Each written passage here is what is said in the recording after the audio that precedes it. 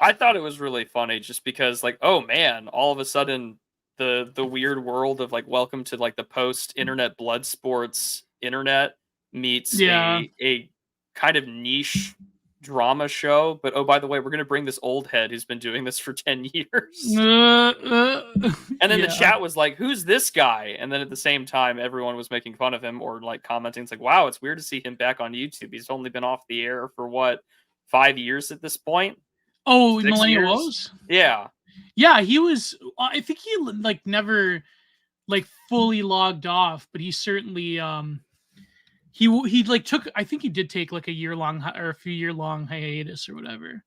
Um, that because like he was trying, like someone tried to Me Too him, and it was just like a bunch of like needless drama. So yeah, but anyways.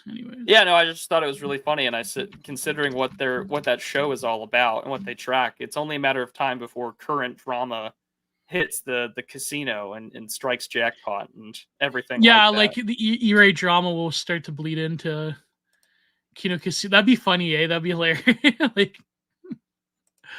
anyways, I think it'd be really damn funny, just because why not? Everyone's got the intense amount of like what is you have like I'm not one who really dives into it. I'm always in the periphery of these things because I always have to ask you what the hell happened like 5 years ago for the lore or whatever.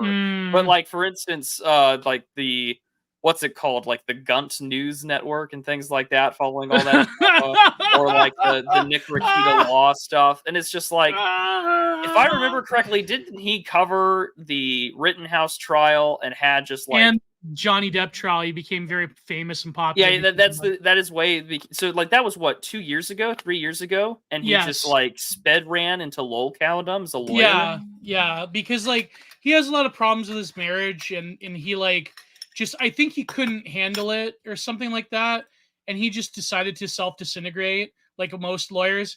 But then I don't know, like it's funny because he's got like a barely like recognizable law career. Like I think he's only done a few cases. It's funny because like DSP even felted him recently. He's like, I wouldn't if I was in trouble, I wouldn't go to an internet lawyer. I'd go to a real lawyer. It's like if DSP's felting you, it's kind of over. So good lord. Good lord. Well, so yeah, it's only a matter of time before current thing drama hits the regular drama space of things. Someone had shared in one of the chats that I am in, some like 2K subbed account on YouTube was like trying to map the factions of the online right. And send me that video. I'll send it to you because it's kind of funny because like they had clocked and they were like, apparently people like Arctos Press and Dave the Distributist of all people are in like the same camp, and it's just like, in what world? I almost felt obligated. Yeah, that's true. I almost felt obligated to comment about what was going on and to Arctos is funny. Yeah, like Arctos is funny though because like I don't know. I think they were like more pro Russia back in the day, but then now they're sort of like wide tent. Like they published an Azov book. So they'll publish it. They'll publish an Azov book, and then they'll let David Herod from Tukey's Mag write a review for Nutcranker with them. Yeah. So I guess the wide tent. Well, they published Dugan as well back in the day. Yeah, they did. Well, I mean, this was a big reason why there was huge concerns that a lot of that was like the Russian far right that they were that they were funding them or whatever. Like, there was like a bunch of Antifa people that like really went hard on. Well, it wasn't even just Antifa. Like there were other European like rightists that had very justifiable concerns. Yeah, Benoist, he like his infamously like chided Daniel Freeberg, and they're like, "Oh, you're Putin shells." And it's like, because all those like Nouveau Dre people, they became like Ukraino stands. So, it is what it is. There is Flippy Hambone. I have Libsyn and other podcast resources. I have Spotify. I'm on Spotify and Apple Podcasts. I have to upload my backlog onto that, and I'm doing that after the show tonight because I'm going to be out of town for the Memorial Day weekend. So I'm going to be doing that. Oh yeah, it's Memorial. We had Victoria Day recently. Oh, did you? Yeah. How does that work now with the post-national country that is Canada and It's like Trudeau. it's like just a tradition. Like it's an excuse for people to let off fireworks. That's pretty much it. Is it kind of like St. George's Day in England, where it's more, even though there's not a lot of Christians in England or a wide Christian culture, they still celebrate it because it's more of a national holiday? Yeah, exactly. It's more of a national holiday. Like I say, it's an excuse to like let off fireworks at the beginning of summer. So was Trudeau the one that changed it from like Dominion Day to Canada Day? Yes, Trudeau Senior. It's really that recent. No, Trudeau Senior. Oh, Trudeau Senior. Okay. Yeah. Okay. Yeah. No, okay, it's ambiguous because like there was a huge Sellers Lament would know more than me. There's a huge thing about it because a lot of people still celebrate it. They still like there's old timers that still call it Dominion Day. So the father, imparteth onto the son. Yeah. Trudeau Senior calls it Canada Day, and Trudeau Junior during the truckers says that like Dominion and the Dominion flag is like a hate symbol. And you have like Barney Farber who by the way, shout out to the anti-hate Canadian Anti-Hate League. Shout out to Barney Farber. But they labeled the Dominion flag a hate symbol because like the whole like trucker people, like certain trucker people with their like fake hate group or whatever, it would start off as a meme. They like use the Dominion flag. Like who's that one guy, Jeremy something? Jeremy I'm not too sure. I don't know. I don't know any of these streamers, but like they labeled the Dominion flag a hate symbol. Oh, good lord. Yeah. So I recently looked it up. So Member of Parliament Hal Halbert was the one who introduced the Private Members Bill, which amended the Holidays Act to change it from Dominion Day to Canada Day. Oh my god. And he was part of the Liberals. So there you go. Yeah. And would eventually lose his election to Progressive Conservative in the 1984 election. But yeah, Brian Mulroney. Yeah. Yeah, interesting stuff. I had no idea. I know it's terrible. He died in 2003, but that's the guy responsible for it. I always find that interesting because I've read some essays by George Grant, and I kind of feel somewhat bad because I have not read enough of the literature of my northern neighbors. Yeah, the Hamilton Review he wrote a lot of essays in. Yeah, I've read a few of those. I mean, I've read his stuff where he laments like the Americanization of Canada, and I think that's still an incredibly powerful essay.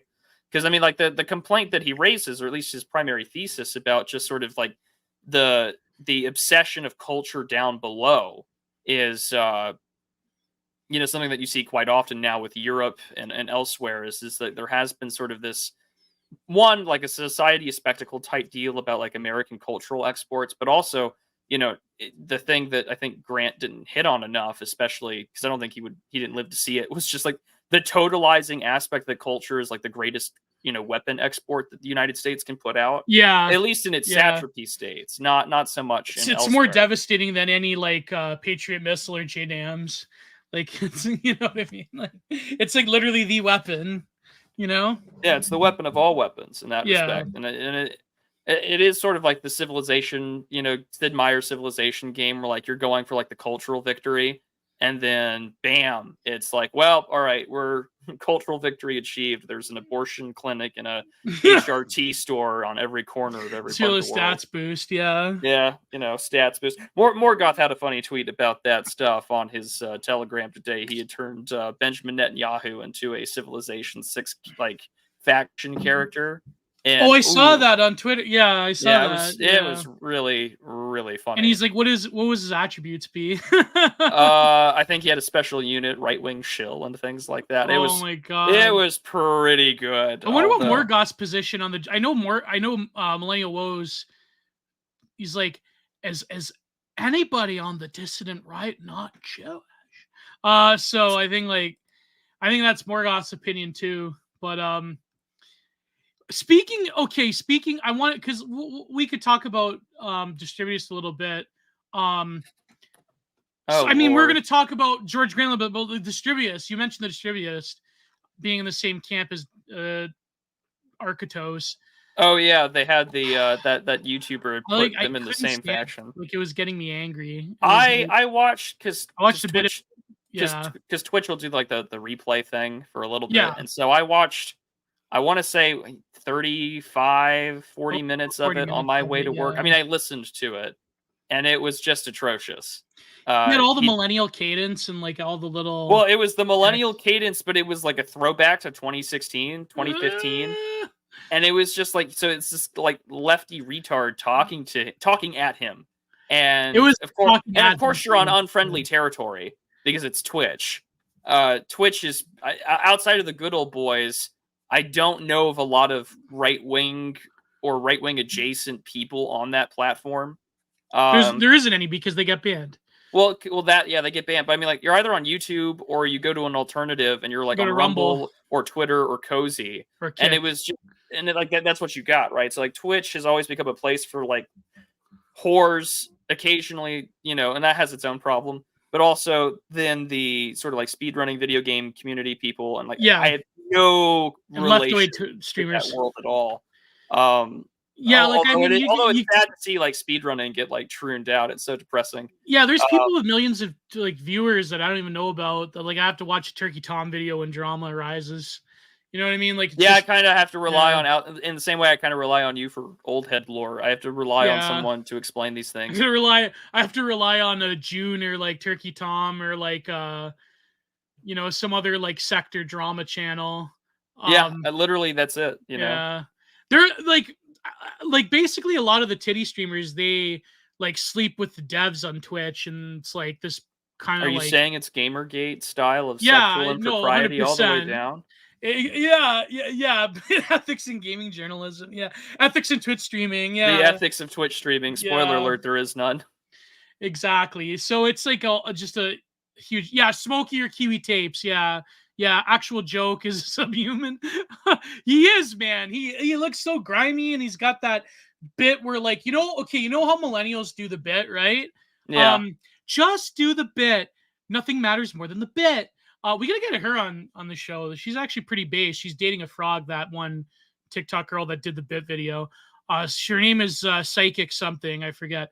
Anyways, he like just looks grimy with that banana suit. Like first of all, that's a very old Soylenial reference to Family Guy with like the peanut butter jelly time, and then also like I think there was other lore. Like there was a guy, like the banana suit thing is just Soylenial coded, and he's just like talking over Dave and trying to throw predicates at him. Like one thing that really frustrated me was the one point where he talks about what about crime and what causes crime, but then he immediately goes to like this personal thing about like a personal relationship of like when a man like abused a woman or whatever.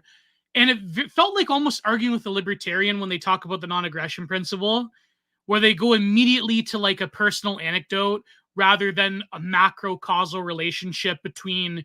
And you know what? And I will say, I think it was Dave's fault, because he could have went harder than he was. He could have like realized that, listen, these people think I'm like an Austrian Painter fan anyways, so I'm just going to like lay it harder than what I actually really think. He should have just went. I'm doing the PPP. I mean, he's done it. He did. Well, what's funny is that when he was on BTR, he did that with counterpoints. Like he just flat out screamed, "Shut the fuck up" to that guy, and it's just like, yeah, that's what he needed. He should have said, he should have said, crime is caused by a factor of socioeconomic and genetic predicates. He should have just said it. And then, of course, like the guy was doing the wow about race realism or whatever. He's like, it's pseudoscience and blah, blah, blah, and it's evil. But Dave should have just like asserted dominance and said, like, you know what? This is what I actually believe. Crime is caused by a variety of socioeconomic and also genetic factors, and there's no way of getting around it. And that's what I really mean by a well-ordered society, because if you allow crime to fester, it's over. And by the way, his statistics, this actual, what's his name? Actual Soy? Actual Norwood. His actual Joe.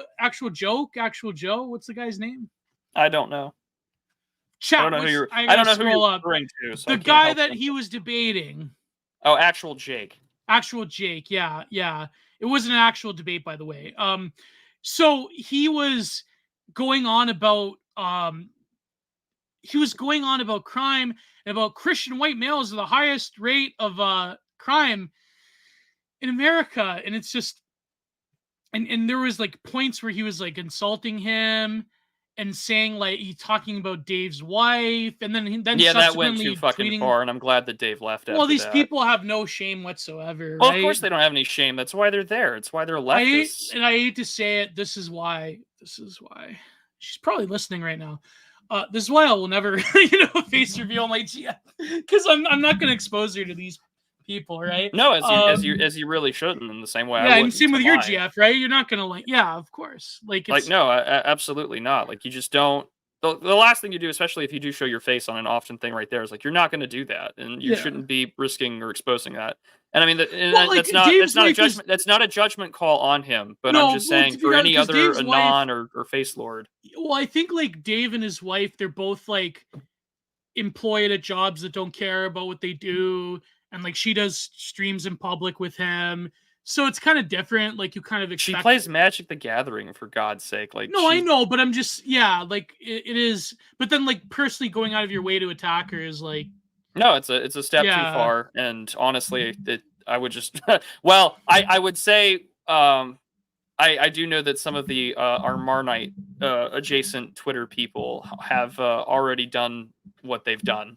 And that's pretty great because Dave. I won't say what,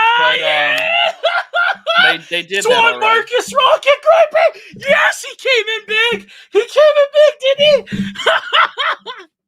We're not going to say for YouTube. We're not going to say what happened. That kind of behavior, but that's out there. Send me the tweet, by the way. I'll send it to you. Oh my god! I love because you know what's funny is that like you'd figure Dave would be like too wholesome chungus for them, the anime racists, right? He'd be like, oh, he's married and he's like kind of pudgy, blah blah blah. But like, no, he came in big for them, and they came in big for him. So that's great, man. This is the unity we need after the drama of the past few weeks. This is what the unity that the E-right needs. We really pull big for people that we all admire and respect. So no, I think it was a total travesty. You see a friend, you help a friend. It's that simple. Exactly. Yeah, I think Dave. But my problem is that Dave should have just went way harder because he knew it was a hostile environment, and he knew that he wasn't going to get a word in edgewise. So I think like he, like there was this one point where that Jake Norwood he said something like he did the typical Soylenial, like you're trying to like go around it like, oh, I can have a bit of race realism as a treat. Whereas Dave, I think at that point should have said, yes, I'm a race realist. I believe in biological differences. I believe in gender differences, and you're not living in reality. Because at the same time that you think that I'm not living in reality, he's talking about how there should be like housing and, housing for all, but the government doesn't intervene. But, it was like so ridiculous, like such socialist babble nonsense, right? And the thing is, the real discussion about the causes of poverty that they could have had was like totally ruined by typical like blood sports content drama. So, you know what I mean? Like, and I think even like that Counterpoints guy, I remember when I was on BTR, that Counterpoints guy seemed kind of reasonable, but then I guess like with Dave, like he just went aggro, and I don't know. It's just, I don't know. These people, they're very mentally unwell. And like then he asked Dave, he's like, do you beat your kids? And it's like, just Dave, don't answer that. Just don't, you know what I mean? Like, I don't know. They're 5 or 6 years ago. Yeah. How long has it been now? Like there was that Styx Hexenhammer video where it's like, I'm not debating lefties anymore. Like I don't have time for this nonsense. And people were like, oh, aren't you guys the free speech? Well, because and people were calling about like, aren't you the free speech position? And it's just like, why would I waste my time on people who are committed to being agitators and for lack of a better, just retards? Like I don't have time for it. Yeah. And I get it, and I get his position. Oh, sparring, keeps you active. There are a better class of lefty to debate, or a better class of left winger to do so. I think Dave would get more out of debating Haas than unironically, though. No, because we saw how that went with Patrick. Well, okay, I think like if it was framed not in a live stream, but like a pre-recorded thing, I think like you probably could talk to like one or two MAGA communist people, but I think like the live stream turns men into monsters, and Yeah, but below pond scum is correct, Nugloff. I would agree with that wholeheartedly.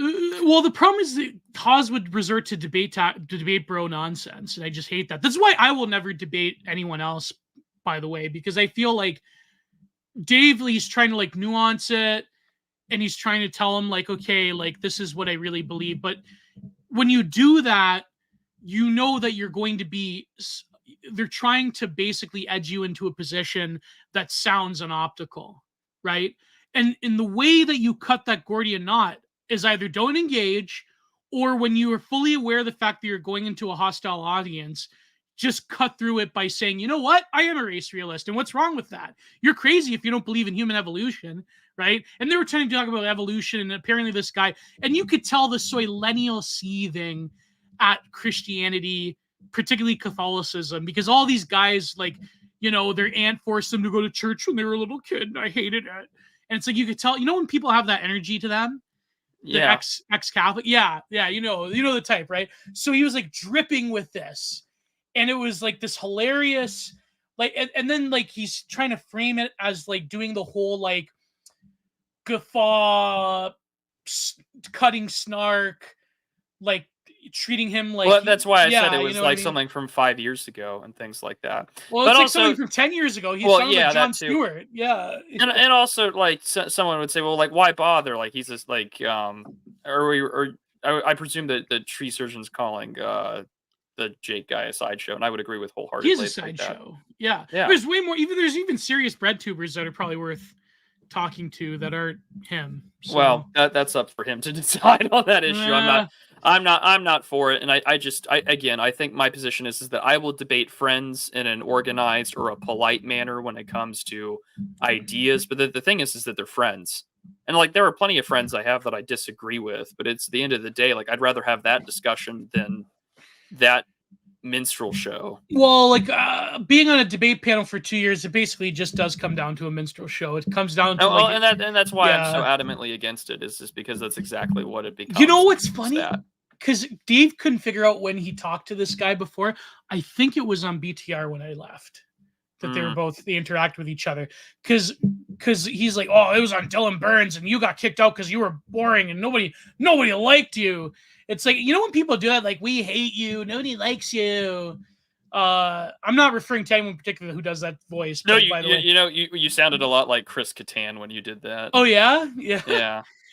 He's like, F you, nobody likes you. Like, it's when people do that stuff, then it's like, you know what I mean? Like, it's you know what Dave should have done? He should have just incinerated this guy's channel by starting to drop the hard R. And he would like get auto banned by Twitch algorithm. That would be amazing. That's what I would do if this guy was attacking my wife. But then of course Dave is a face like us, so it's probably not. No, and keep in mind, like he's a professional, career guy. Like I would just deal with that.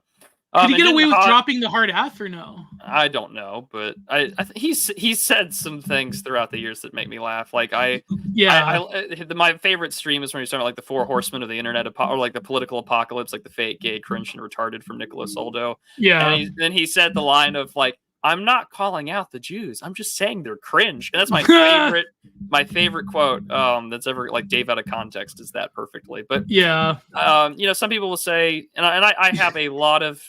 You know what's funny about Jacob right here? What? Didn't Haas debate Logo against Keith and Joel? Yes, he did, and it was a disaster. It was a disaster. Because Disaster. Logo was just like not serious. He was just like saying like little pithy statements, and it was like, of course, like, you know, Joel is more of an attack dog, and it was funny because there was moments where Keith and Haas were trying to have a serious discussion, but then every time that Keith would try to like actually talk to Haas would like well up with anger again, and he'd like start like motor mouthing, and then of course, you know, and he knew right away like he was no match for Joel in terms of like being, you know, in terms of being an attack dog. So, and because their Logo couldn't get a word in edgewise, and of course Ethan Ralph was like passed out half the time, so it was a very, very odd debate. But you know what's the shame of that one is that I think that if Haas had a bit of a different personality, I think like a debate between him and Keith and Joel actually would be kind of interesting. It not kind of interesting, it would be interesting.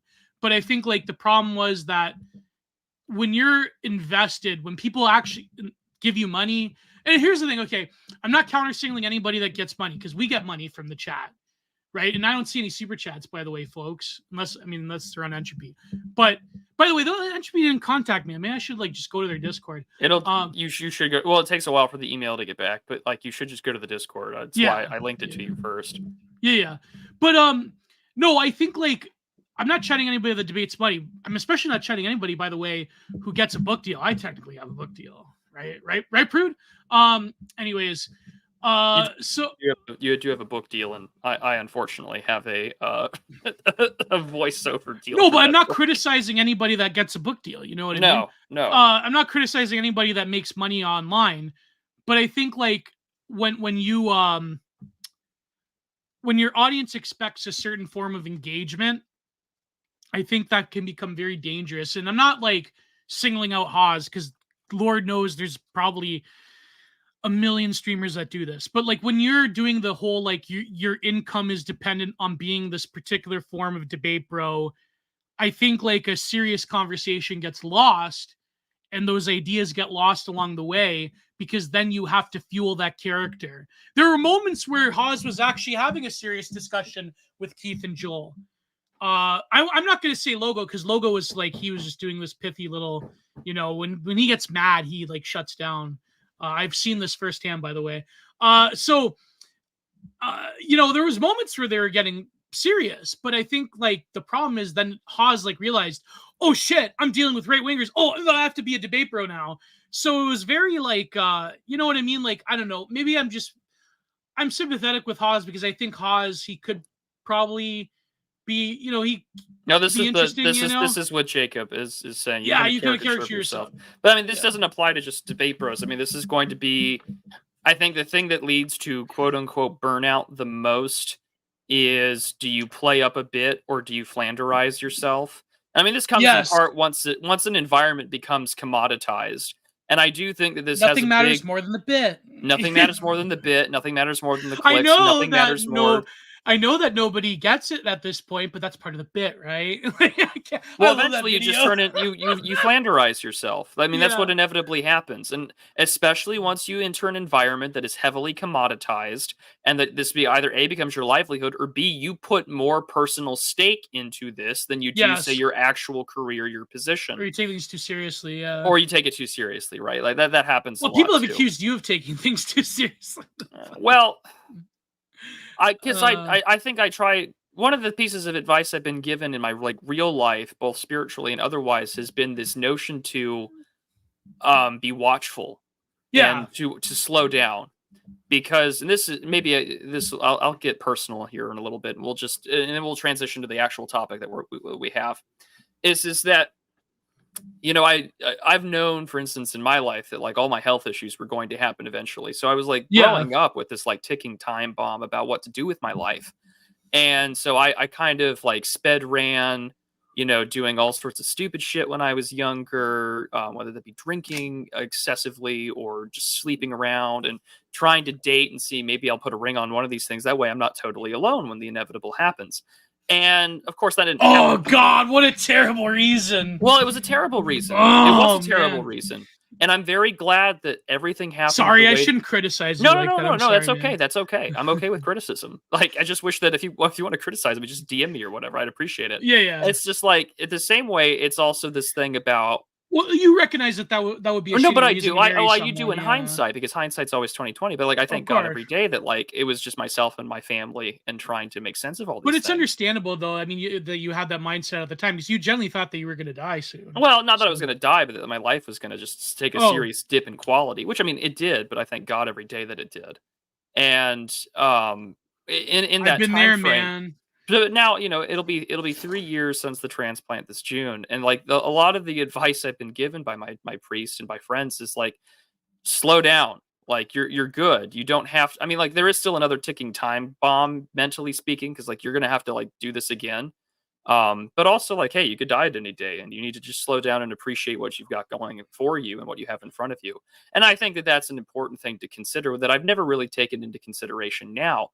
I think that on the internet, like I think I have pegged myself, unfortunately, in a way to be like the permanent straight man or the Yeah, guy yeah. that does it. And I mean, like on one hand, that is true because like I look at things through the lens of James 3. Like when I go to conferences or I meet people IRL and meetups and things, they'll tell you all these like nice compliments. They'll talk about like advice or whatever, like or they'll say thank you for talking about this. It really helped me. And like, if you're a teacher, you're judged more harshly before the presence of God. And I think that Yeah. that's something to be considerate about. So, You're yeah, on also one punished hand, more harshly for leading people astray. exactly. And so, like, on one hand, like, ooh, yeah, I do feel like, yeah, I probably do take things too seriously. And I could enjoy to take a joke You every could now and lighten up. then. You could lighten up a I bit. I gotta could, say. I could, I could. And that's a I big could no, but problem. at the same time, I've realized over the years that I had to take myself a bit more seriously. You know what I mean? Because I think Yeah, like we have the yeah. opposite condition. You and I do sometimes, and I think that that's why the chemistry for the show works as well as it did. Is we have similar problems just on the other side of the train tracks, but that's sort of a part of all these sort of You things need that to. I need to lose weight. You need to gain weight. I need to get more serious. You need to get less serious. Like it's. You yeah, know what I mean? I gotta one of these days I need to be the goofy goober on the show and make that happen, and it'll be a good time when that day comes. But no, it was uh, lately I was going through and one of the things that I have to do at work, and I kind of wanted to talk about work for a little bit because I recently went on this conference trip, and it was I won't say for what. I'm not going to potentially dox myself or Docs. anything, but so it was a really weird world. Uh, is Prudent OGC friend Mr. Poor Peasant? I am a founding member of the organization. I write for them. I have the most articles written from the OGC Substack. We Who did the who would be the numbers. team captain in the OGC hockey team? Well, right now it's Red Hawk because he's the Okay, yeah, elected Red Hawk. president. Um, I'd be a pretty Prudent good Gio should do a defenseman. Halloween stream where they each other dresses and acts like the other. I would love that. That's a great idea. We should do That that was in sick on October. Fish Tank. That was one of the We should do that. things. We should do Yeah. that in October. I fucking love that idea. That's great, Bartholomew. I love it. That's fantastic. I'm a big fan. Big fan of it. I'll buy a fez. I'll buy a fez and Gio can put on a suit or something. It'll be great. Fantastic. I love it. It's a good idea. On top of that, though, like when I was out there, it was like really strange because we always have this like discussion over like the administrative state or the total state or the cathedral or whatever. And it's like I work in a very niche part of the quote unquote cathedral, right? And so going to this like conference and listening to these people give talks about how to like make the most out of these federal programs. I had this guy sort of give me the sniff test because I was tweeting about it while I was there. I was sort of like live tweeting these More talks. money for the programs. It was literally more money for them programs, but like it would be more money for investing in public-private partnerships for the tech sector or getting a technology center for for basically all the kind of like social programming that you get. And a person was there from the Department of Housing and Urban Development. They worked for Secretary Vilsack. And it was particularly interesting to listen to these people talk because they had this great, like, reverence and mythopoetic to the New Deal and Great Society. And the person who was speaking, she had referenced the rural programs, and then she had brought it towards the to the present day about things like broadband and stuff like that. And I couldn't help but think to myself, like, really, what people don't understand is that, like, prior to Obama, or even prior to like the last 10 years, you go back to 2014, you had Nancy Pelosi and Chuck Schumer going out to Pennsylvania and other places doing things, trying to reframe or reinvigorate this New Deal mythology about getting America back to work, revitalizing and strengthening the country. Like the Democrats are the party of progress to move America out of its economic dark ages. And someone had replied and saying, well, do you really believe that's true? Because otherwise there'd be movies about the Great Depression and the New Deal. And I said that's a really limiting factor because politicians don't really give a shit in that way. No one makes movies about Ronald Reagan, but Ronald Reagan is worshipped as like John the Baptist in the Republican pantheon. That's crazy. There isn't a movie about Ronald Reagan. Yeah. I mean, like he's referenced in passing. I mean, like you could argue, like there's He's the whole referenced Cold in like War stuff. what's that movie about the Iranian hostages? There's Argo. Argo. Was he mentioned in Argo? Well, kind of, but also at the same time, that was in the like waning days of sort of like the it was during the hostage crisis started during Jimmy Carter's administration, and they wouldn't really Yeah, be and they yeah, and wouldn't then be released back home until after Reagan is sworn into office, and it's kind of starts yeah, his administration on this like political high note, and so I think it's particularly interesting to listen to these people because like there's this like deep narrative that says like that was the way to like bring America into modernity, and they're talking about like the sort of way that they did that. Yeah, and Robin Williams did. I thought he yeah. played Reagan or he played Ike Eisenhower, one of the two. I don't remember because I never saw The Butler. And Quaid is about to be in a movie about Reagan. Well, that would be interesting. Whoa, Randy Quaid or Dennis Quaid? Probably Dennis Quaid. Yeah, I don't imagine Randy Quaid gets much roles anymore. It's hard to do a successful Reagan impression. Nixon is more recognizable. I don't know. They lampooned the absolute shit out of Reagan during his time in office, and I mean, SNL was famous for it, as was making fun of Bob Dole and the rest during the Bush years. That was funny when like Don Rickles was roasting Reagan. That was funny. It was a different time in politics, to say the least. It was different. Oh, it's Dennis Quaid. Of course, yeah. Randy Quaid's he's an up bar. I'm not surprised. No, I'm sorry. Randy Quaid's 100% right about everything. About the Star Whackers. Yes, it's all true. Nuke Telly did an edit about Randy Quaid back in the day. It was funny. Oh, it was called Beware Mr. Quaid, and it was that one song by Death Grips. Beware. I think it was Beware. Yeah, it's the actual yeah. So interesting. Robin Williams, Day Reagan was shot. 2001, okay. But no, I mean like because there's more Philip, we'll get to the ICC. We'll talk a little bit about that, but yeah. Haas must be disappointed that they subject is changed as I hate Argo. It only wins awards because the Academy loves movies that involve filmmakers and actors being the heroes. Yeah, in the same way that Alex Garland's Civil War is nothing more than unfettered film fellatio towards journalists. Yeah, like that's it. I haven't watched the movie, but basically everything points to me about how great and awesome journalists are, and it's just like, yeah, if I wanted that, I would just stay on Twitter and like watch your average HuffPo journalist like. I would unblock Taylor Lorenz. Yeah, if I wanted that, I would. Well, I think Taylor Lorenz has me blocked on some auto block list, but that's okay. I'm not going to eat that garbage anyway. It won awards because it was a giant CIA suck off. Well, so was Charlie Wilson's War, although that movie is at least entertaining. I can't say the same about Argo. At least Charlie Wilson's War is entertaining. Well, that was like Zero Dark 30 was in basically like USM propaganda about Bin Laden. Well, we have more as long during my libertarian phase, I suppose I paid way more attention to this. But like the National Defense Authorization Act has very specific clauses that talk about like the military's relationship with the film industry. Yeah. Not to mention video games. I mean, how many articles has Schwab written at this point talking about like the military's and DARPA's relationship to video games? Yeah, like, even like a mainstream scholar like Jagoda talked about that in Network Aesthetics. Yeah. Like it's a well-known established fact.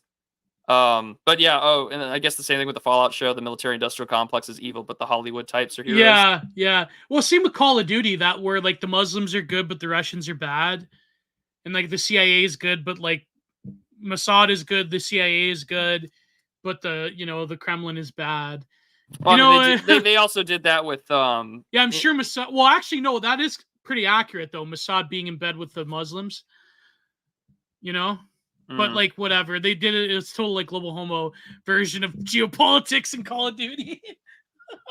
Fred Ward played Ronald Reagan in Farewell, 2009, a French film Steve Saylor wrote a review for, but it wasn't about Reagan. Fred Ward, of all people, played Ronald Reagan. He looks nothing like him, though. Oh, maybe The Rock can play Reagan. They're whiteifying The Rock in this MMA movie or boxing movie, whatever. Oh, well. Did you see that? No, I didn't. That's funny. That's so funny. The Rock is based in Red Pill now. But why? Because he said he wasn't going to endorse Biden? The woke mind virus. Oh, yeah. The absolute ISIS is Messiah. What do you like, Jacob? Don't even question that. Like, it's okay. My real opinion is that specifically in Syria, the Israelis have meddled in the politics and the training and the armaments of radical Islamists to go after the secular Ba'athist and other regimes in the greater Middle East. That's just a fact. So I think, but when it comes, even Hamas, for instance, was basically, wasn't it like originally like a Likud op? But then as soon as they moved into Palestine, it was like, oh, I guess they're evil. Like it was some, I know Philip Daniel was just like furiously clicking on the keyboard right now, but no, yeah, definitely both the CIA, Mossad, and MI6 have a hand in propping up certain radical Islamist regimes in the Middle East. So yeah, exactly. Skorzeny trained Arafat. Well, okay, there was a time where the Soviet Union, they had certain Islamic or at least certain Arab allies. But yeah, of course, he was a member of the certain mid-century German unit.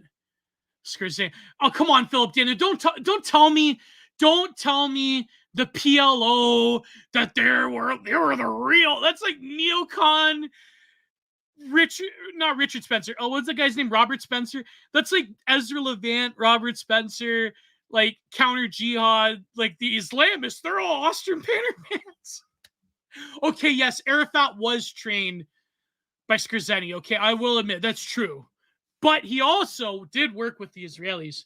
He's got like crazy biography though, Skorzeny. But anyways, I'm not beefing with Philip Daniel. I'm just saying like help me out, Prude. You know what I mean? Like the interpretation that a lot of the neocons invoked during the 2000s about the radical Islam. It's like they're not only are they leftist, but they're fascist as well. It's like, well, man, like it's. I think we should move on. This is what Gottfried talks about in anti-fascism. Is that once the definition had evolved to a point that had nothing in relation to any sort of concept of fascism or National Socialism. I mean, it's sort of the world's your oyster. To use a World War II narrative. I mean, this is why the term Islamofascism still gets used. Yeah, by some Robert people Barnes today. Still uses. Yeah, I was about to say Robert Barnes is a good example. That's so rescinding silly, your own endorsement of Biden feels as close as you're allowed to get without endorsing Trump. Has the most recent highest paid actor in Hollywood before they bump you off. Like, okay, to be real though, I do think that there were Arab leaders that were enamored with the Austrian painter, right? There is certain far right elements in. There has always been a lot of people on the far right who have been enamored by Islam. Fleur and Verse has a great article on this, by the way. And of course, I mean, let's not mention that one guy in England who actually was a radical Islamist, but he's since recanted, by the way. But I do think that the relationship nowadays, it's sort of overplayed because the politics of the region are more complicated than a lot of like culture war or like ideological battles in the West between the far right and the left. Now, I do think that there is, I mean, Philip Daniel, you are certainly correct that there is a huge far left contingent that is enamored by Islam in general. And I do think that Islam has always been sort of like an exoticism point for a lot of activist types within the greater global socialist and leftist coalition. So say Islamist again? Islamist? Yeah, Islamist.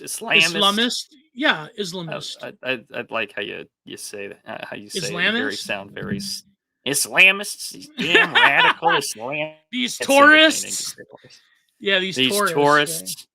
Yeah. No, but so I think that there you could make an argument that, I mean, certainly nowadays there has been a far left contingent that has been enamored by Islam, but there always has been far right people that also view Islamism as a form of like radical rejection of the decadence of modernity. Now, I don't think that both theses hold up, but at the like, even there's a, even when it comes to third worldism in general, I mean, I have my criticisms, but I certainly can see certain arguments. But I do think that the red, brown, green alliance was real. I think, okay, not to like critique anybody in particular, right? Oh boy, here we go. I'm having a chuckle because this is slowly turning into Gio argues with Philip Daniel again. Yeah, no, I know. But I'll stop after this point. But I do think that at the heart of it, if I were to go to more of a theory direction, the heart of it is certainly a critique of the excesses of what we know to be Western liberal modernity. And the problem is that when you sort of overcode those criticisms to rejecting things as a whole, then you do have a lot of very strange and weird bedfellows. Now, there is parts of Islam that are quite interesting in that you wouldn't necessarily consider Wahhabism that engaged with Western thought, or at least engaged with a lot of Western mystics, to which I'm including the perennialist or radical traditionalists. That, I mean, there was sort of a thing in which they're trying to find a center to something. But that being said, there is a lot of crazy ideas that people that are either just basic perennialists like Gunyan, or people who actually are like people on the quote unquote far right, like Georges Sorel, that have this thing with radical Islam, and it's like kind of a convoluted mess. But I do think that, in terms of current politics with the current conflict, it is one of those things in which it really has like broken the brains of people, because people are starting to not argue for their interests, but rather trying to argue among who is my ally, who's more European, who's more brown, who's more Jayish, blah, blah, blah. So I think that there is a lot of ideological confusion going on. But speaking of which, did you see the ICC thing, Prude? They were asking for warrants for arrest. They did a fair and balanced warrants. Yeah. Yeah. So I mean, I don't have much to say with that, in the same respects that the outside of some Eastern European and some African stuff, the International Criminal Court does not have the kind of teeth that it wants to have. And at the same time, I don't see the United States, Russia, China, or Israel really getting too much involved with this, other than some condemnation. I mean, it's going to be things like this are always going to be backed by who's got the ability to enforce quote unquote international standards and norms. Exactly. And considering that is somewhat in flux right now, although it's pretty much the United States is in a position to go where it is, like, go for it. I just don't see Netanyahu in The Hague. I just don't see him standing there having a Nuremberg style trial over what he's done. I just don't see it happening on a political realism level. Yeah. If it happens, I'll eat my hat, because I would be very much surprised. Joe Biden's going to win the election by arresting Netanyahu. Whatever helps him win Michigan, I guess, in that respect. But, can you imagine if that happens? It won't. Imagine? Although I have to wonder how bad, or what his internal polling looks like in this respect, because when Biden is holding back on banning menthol cigarettes, it's just like, but like when the ICC is basically all for the Balkans and African warlords, like, come on, it's for small fries. And not to belittle what African leaders or what Balkans have Balkanized. They also hate Russia, by the way. They called for Putin's arrest too. So, but I mean, like, as one of my political science professors always said, international law is a joke, and it's only enforced by the hand of a military. Mm-hmm. And so, like, laugh away. And so nothing. I'm sorry. This is I side with nothing happening, gang, on this one. It's the way it goes. That would be a huge power move, though, if Biden did arrest Netanyahu. That would be crazy. He would win the election if that happened. But it's not going to happen, so don't worry about it. Yeah. I mean, I would probably warm my opinion towards Biden. Precinct captains vote, not campus protesters. Well, yeah. I'm sure some of them vote. Remember, some fat, gives me that job, seat filler is the one counting your ballot unless you live in an area. True. I would just say that if Biden did arrest Netanyahu, that would be a huge power move. And that would be, no, but like, okay, I know you shouldn't be arguing with Philip. I'm not arguing with Philip. We're just having a friendly discussion. I'm just not a cuck with respect to my own tribe. I'm not claiming my tribe is not severely flawed or anything. No, exactly, Philip. No, actually, I think that's a good point. I think because you're not pretending to be something that you're not. You're not trying to be subversive of anything. And you say, like, listen, I am of a certain ethnicity, and I don't want to, stick up for the rights of my own people. And I don't like certain aspects of my people, but that's fine. I think everyone should have that attitude at the end of the day. It's an honest, you know what I mean? Like, it's just if people were more honest about things, By which I mean Philip Daniel is an Amish person, by the way. I'm not referring to any. Oh my. Yeah. Anyway, but you know what I mean. Prune, it's true. Like That's the way the news goes, bud. yeah. But anyway, so nothing's gonna happen. Uh, and the ICC is like a paper tiger, nothing without the arm of the USM. It's not gonna happen. They didn't arrest Putin either, so I mean, well, there you go. Did the ICC bring up charges against Putin? Yes, when the war happened. Yeah. Okay. So I know that there was a condemnation measure that was passed with not really the full support of the world stage. Oh, of course not, because no, but that's another aspect too, is if the Chinese have veto power. I'm going to avoid geopolitics now, and we're going to move on to the subject. Well, come on, Prude. I like when we talk about geopolitics. I don't, because I always feel like I have to like play the counterbalance to, I think, a prevailing desire to side with like the global other. Well, okay, but one last question that's totally objective. What's the Chinese's opinion on Israel now? I think that they probably have a higher. I think that they'll have more. I don't know actually. I don't have enough to give you an answer to that. I think that they'll be a closer partner in the region, just in part due to the fact that China's been investing heavily in sub-Saharan Africa. They've got a port off Djibouti. They are, continuing to make investments into the Middle East.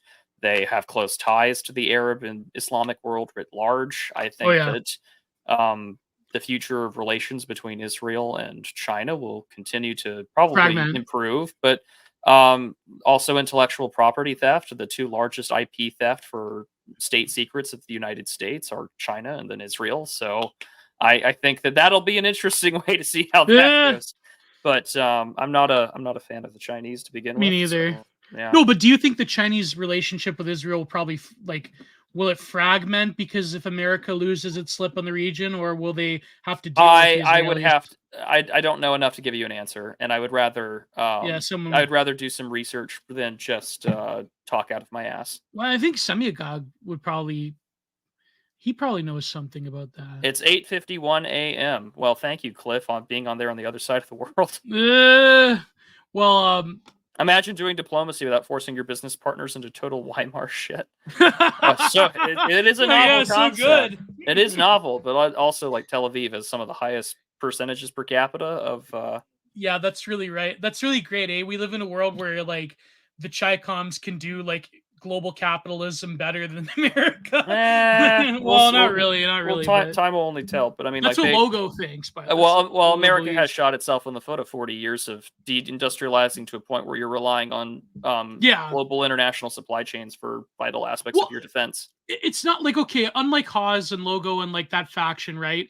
It's not that China does capitalism better, because China definitely has a lot of systemic problems that these people like paper over as just like, oh, that's Western propaganda that they steal things. That's Western propaganda that they can't produce anything in the right size. That's Western propaganda that they treat their workforce like disposable worker bees. But I do think that when it comes to, like you said, this no strings attached element of it, that's why a lot of these smaller junior partners are like, well, am I going to get crushed by America, or am I going to be crushed by the Chinese in a more honest manner? So it's sort of like pick your poison to like a lot of junior players in the international stage that don't really have a stake in anything because they're losers. But no, I'm kidding.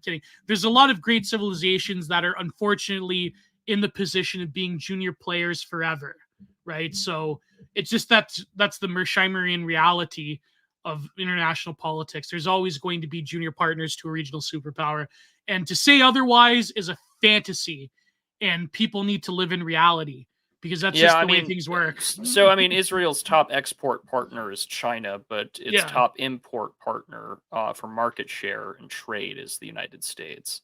At least that's what I'm seeing here from the World Bank and the World Integrated Trade Solutions. Oh, I mean, as I wouldn't be surprised for a major geopolitical power player in the Middle East. That doesn't surprise me in the slightest. Yeah. But the thing I wanted to talk about today was something entirely different, because I really wasn't in the mood to talk about drama or the news. But I was going through. You're on the mood to throw multiple Twitter threads at other people. I'm really not. Although I'm not a degenerate, but I wasn't really in the mood to do anything like that. No. The only other thing on Twitter, I guess, to really talk about for me is that next week, on May 31st, I will be with Alaric, John Doyle, and Dimes, and some other guys talking about intergenerational politics with Steve And Saylor. whoa. So I'll get to have the chance to talk to Steve Saylor, which will Tell be really Steve cool. Saylor I'm a huge fan of Boyd Rice. He'll get the reference. I'm sure that he will.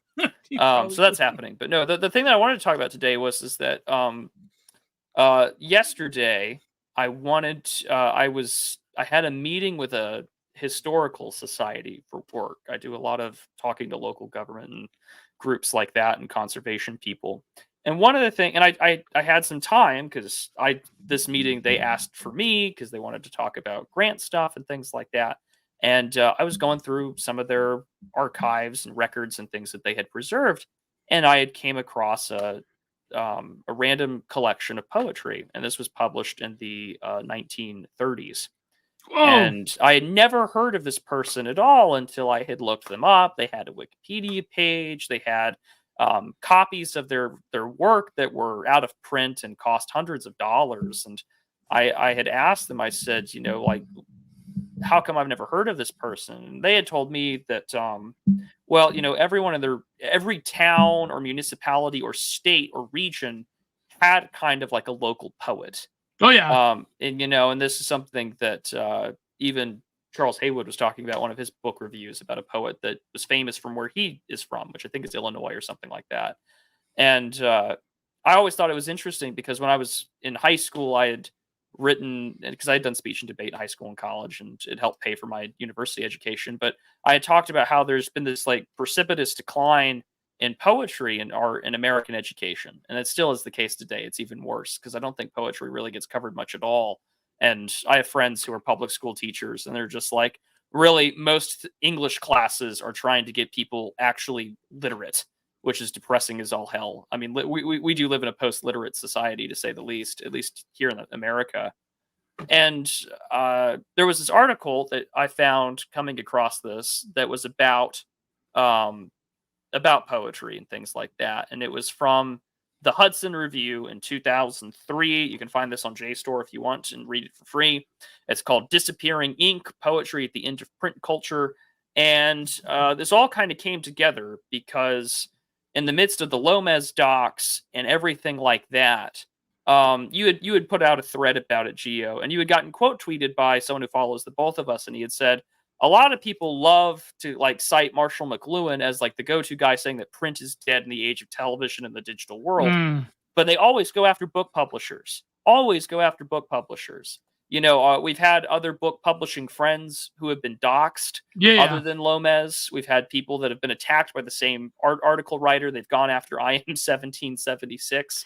I may have deleted that tweet because, well, never mind. I mean, neither here nor there, right? Like that. The point is that print is still incredibly important, even if it's really frustrating to work with. And I say this, who's done stuff for print magazines before, whether it's the Mars Review of Books. Also, the Blaze is going to have a magazine publication out soon.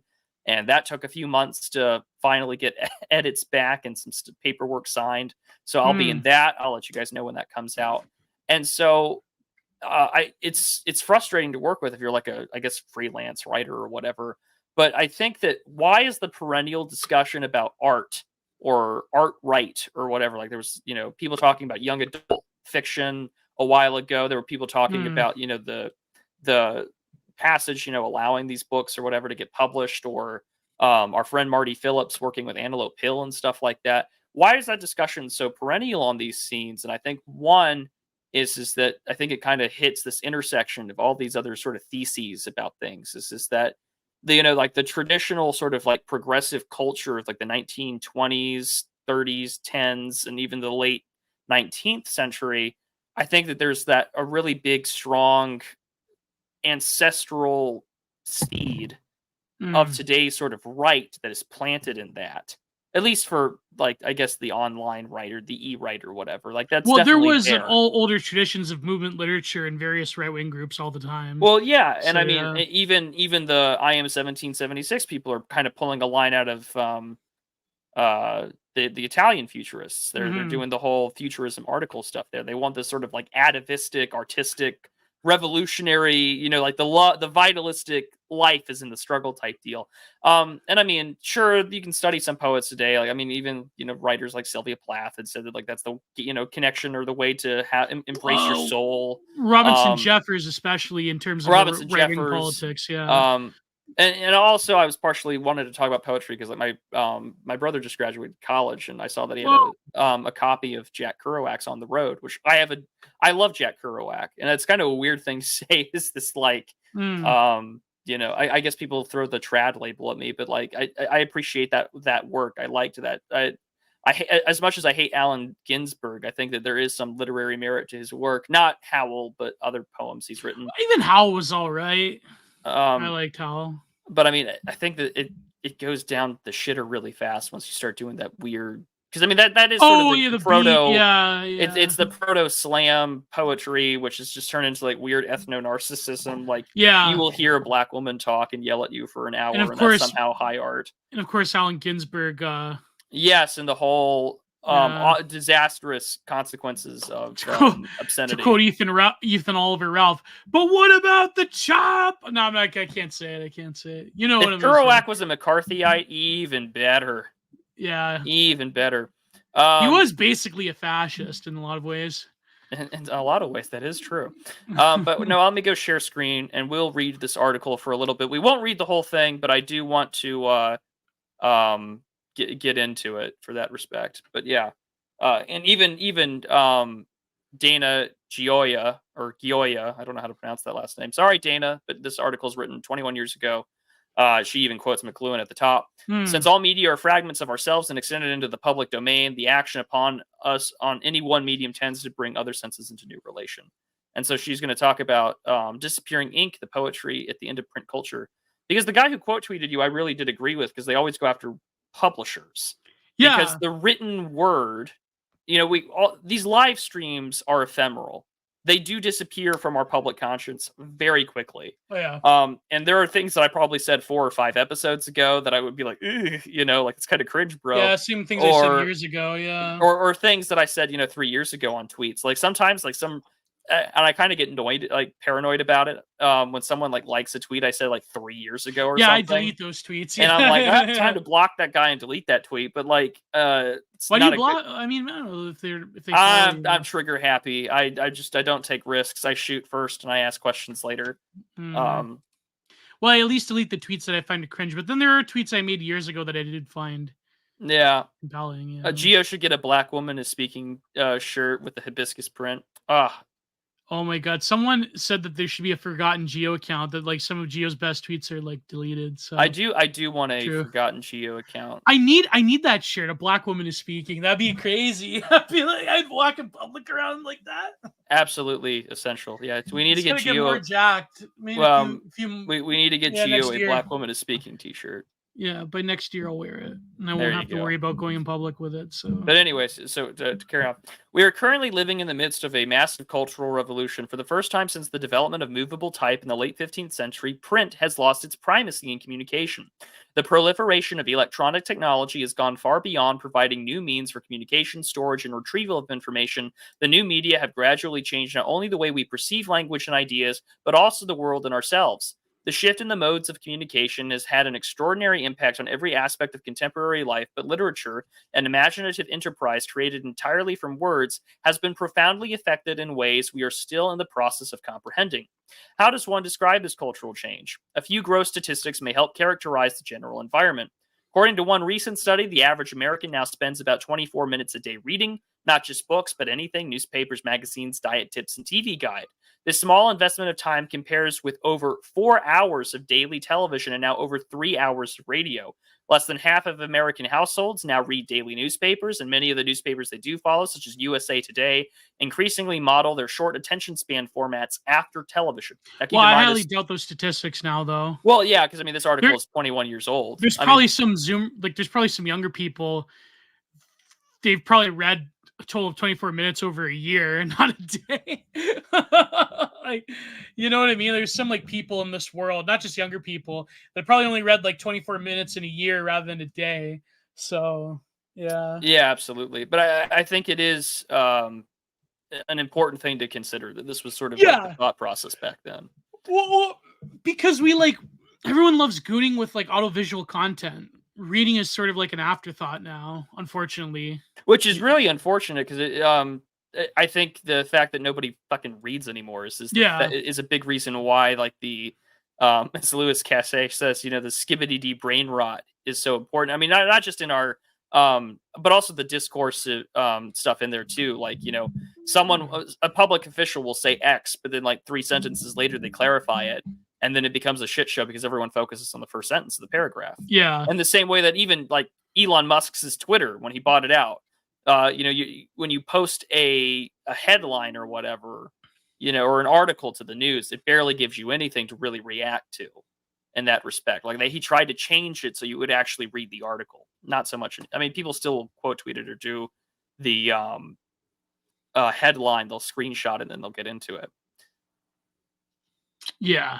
But people, also, yeah, I think, and when we talked about hipsters like 2 or 3 episodes ago, I thought the other thing too is that the zine culture or the periodical has come back. You have like the Dissident Review, you've got the Double Dealer magazine. I mean, whatever you've got out there, take your pick, right? All these things are available to you to read and enjoy and appreciate and do your own thing.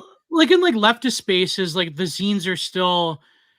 It's almost not about like what is actually written in them. It's more of like it's sort of like a ritualistic or symbolic exchange. Oh no, it's definitely ritualistic. I would wholeheartedly like agree with some that. impossible women running their local university zine. Like that's a symbolic thing of like, oh man, that's like the radicals from the 60s, and even before then, it's like we have this zine culture, and you go to like the anarchist book squat. Yeah, you go to the anarchist bookstore, or you walk into like inner city Philadelphia, Philadelphia, where it's basically like this is part of the gayborhood, and this was like the local gay bookstore this that was the a scene, thing. like our and they have in the front of the anarchist bookstore, they have like the collection of zines from the local area. It's like that's what that. Welcome to Out Magazine, and it's just like time to go redact myself. It's just a disaster. Yeah, and some of the stuff in there, like back, like some of the stuff that was published in zines, like I remember.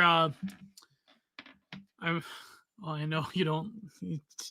I know you two don't like each other. I remember State Haynes had this like he scanned these zines that he got from Vancouver, and it was like a lot of hair-raising like parapolitical conspiracy stuff, but like in the gay community. So it's like about how like the CIA and Ronald Reagan like engineered.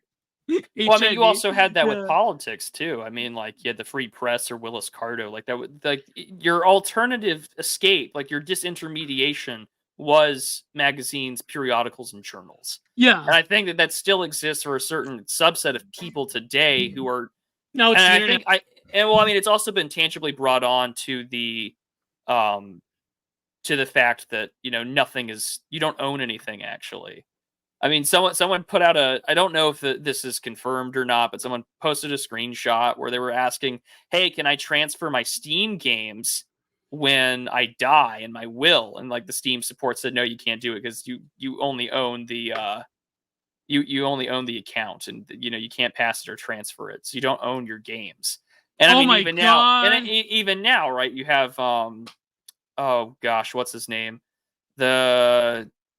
His name escapes me. Guy who did Freeman's Mind. He's leading the big charge about suing to get like old video games like to have an offline function. And so those things are important because so you go back to what we want. Like there was the whole quote unquote analog revolution, and to some extent, I think that leads to Zoomers being overly exposed to this idea of what they grew up with. It's not really theirs. Hence the analog horror shit. But I mean, all of it's there to highlight that, like, in an age where things are so ephemeral, and they're not tangible or Yeah. fungible, that, people want what's there in front of them. And this is also because there are still boomers around, and there are older people that still take into consideration the reputation of journals and print. You want those Or people even reading your figures, media ideas. figureheads. Yeah, media figureheads. I Like, mean, there's still boomers that respect Dan Rather, for instance. yeah, which is Like, Dan crazy. Rather's a piece of shit, but Like, like, Dan yeah, Rather's a lying piece of shit, but, like, also, that's the way. yeah. Hello, Mr. D. Shout Welcome out to to the show. yeah, Mr. D, and shout out to Squiggy. Hello, Notice Gio, Squiggy. notice me, senpai. Well, there you go. You've been I noticed. might release the John D episode because I want to move Content Minded to Thursday if we're doing this Tuesday. So Yeah. I'm gonna probably be editing the John D episode, but that has a lot of swear words in it for YouTube. I have to just edit it out. Oh yeah, that too. Where they recall. basically said that you're going to get the it constantly can recall things because it's constantly taking screenshots of everything you do. Whoa! Absolutely horrifying. So you can't go to incognito mode on a browser while you're watching. Oh, it goes back to the, like, tell me everything, and it's like, no, and then he pulls out the, like, sock puppet that's incognito mode. It's like, tell me everything, and it's like, oh yes, I'll tell you everything. But back to the article here real quick. Many experts also feel that illiteracy is on the rise in America. According to a 1986 United States Census study, 13% of Americans over the age of 20 are illiterate. I would love to. Actually, I could just go look it up. 2024 illiteracy rates. There's a lot of people that are illiterate, yeah. Or at least, like, semi-illiterate. I think that's even broader category.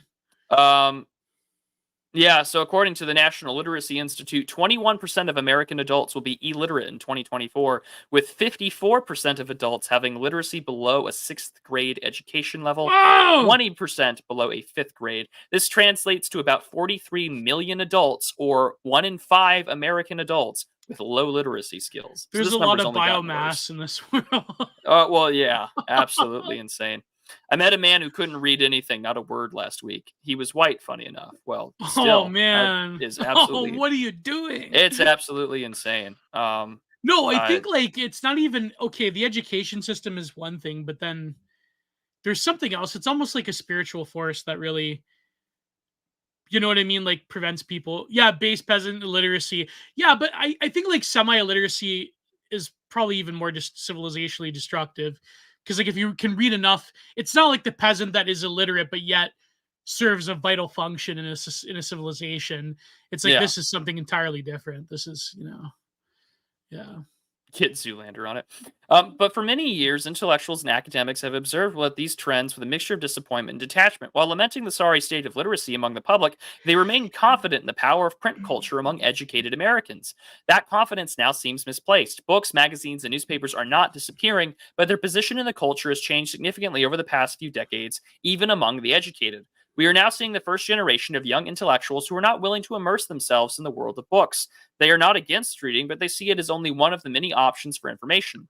As the poet critic Jack Foley has said, at the current moment, writing is beginning to seem old-fashioned. Well, I mean, that is partially true. I do think there is a subset of young people that probably do read, or probably do, like, read, have a huge library of PDFs that they're never going to read.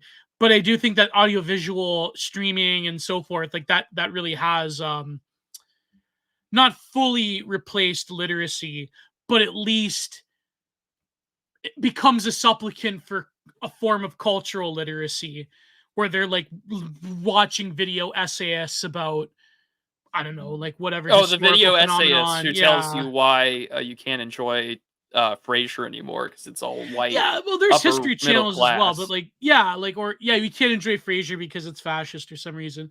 But, like, there is, like, there are people that I think do certainly. I'm looking that up on Twitter to see if someone has said Frasier is fascist. I wonder, but Frasier I think that is their fascist. literacy comes from means that other than actually reading words on a page. Yeah, exactly. Exactly, Johnny. TikTok is literally a past language, because TikTok is almost like a return to a primitive state in that dance. Like, there are words in TikTok, there are screen blurbs, but it's more dance, expression, audio visual. Like there's it's almost like a form of pre-literacy sometimes. Hmm. And then you have like people Skibbity Toilet TikTok. But then there's this new thing that Fentanyl Blow Dart was posting about where it's like these nuggets. Do you know nuggets? That do the Cotton Eye Joe. You know that song Cotton Eye Joe? Yeah. Who doesn't? The nuggets that it's like Nikocado Avocado, and they're like dancing, or they got the annoying orange face, and then occasionally you'll hear JonTron go what, and it's like they got this whole. It really is devastating what's happening to Gen Alpha, like even more than Zoomers. It's like really, raised by my Xbox. Can you imagine being raised by Skibbity Toilet and Nuggets? I don't want to imagine it. Although, do you imagine that it's coming. That it's coming. Overman, that absolute blonde beast of the future that Nietzsche predicted, that's going to be raised on Skibbity Toilet and nugget posting. Can you imagine? He will usher in a global totalitarian fascist eugenic program. Oh God! Can you imagine that? I don't. Instead, Gio to make Gio watch all the current Skibbity Toilet videos. Why not, Pac-Man Respector? Just hold on to your $100 until next week. Pay me $100. I'll do it. What am I going to say about it? I don't know. I'm very interested to see what you're going to say about it. All right, Pac-Man Respector, you got next week. But also, I'm waiting. My PayPal's in below. Yeah, there you go. I really shouldn't say these things, honestly. Like, it's setting me up for failure. As I jokingly tell you, you get what you grift. But I mean, it would be fun to watch that for the soul. Someone replied to me when I came out Legally Blonde. They're like, "You get what you fucking deserve." I love it. I absolutely love it. Speaking of reviews, I've done one playthrough now through Cruelty Squad. I finally got the Dolphin emulator working for that one game. It may be buggy. We'll see how my recording goes. So maybe sometime this summer you'll get those video game reviews to the gentleman who sent me quite a bit of money. I just tuned in, and Gio has blown out his speed. Well, Robert, welcome to the Digital Archipelago. This is why we stream on Twitter as well, so people can understand Skibbity what we Toilet, do.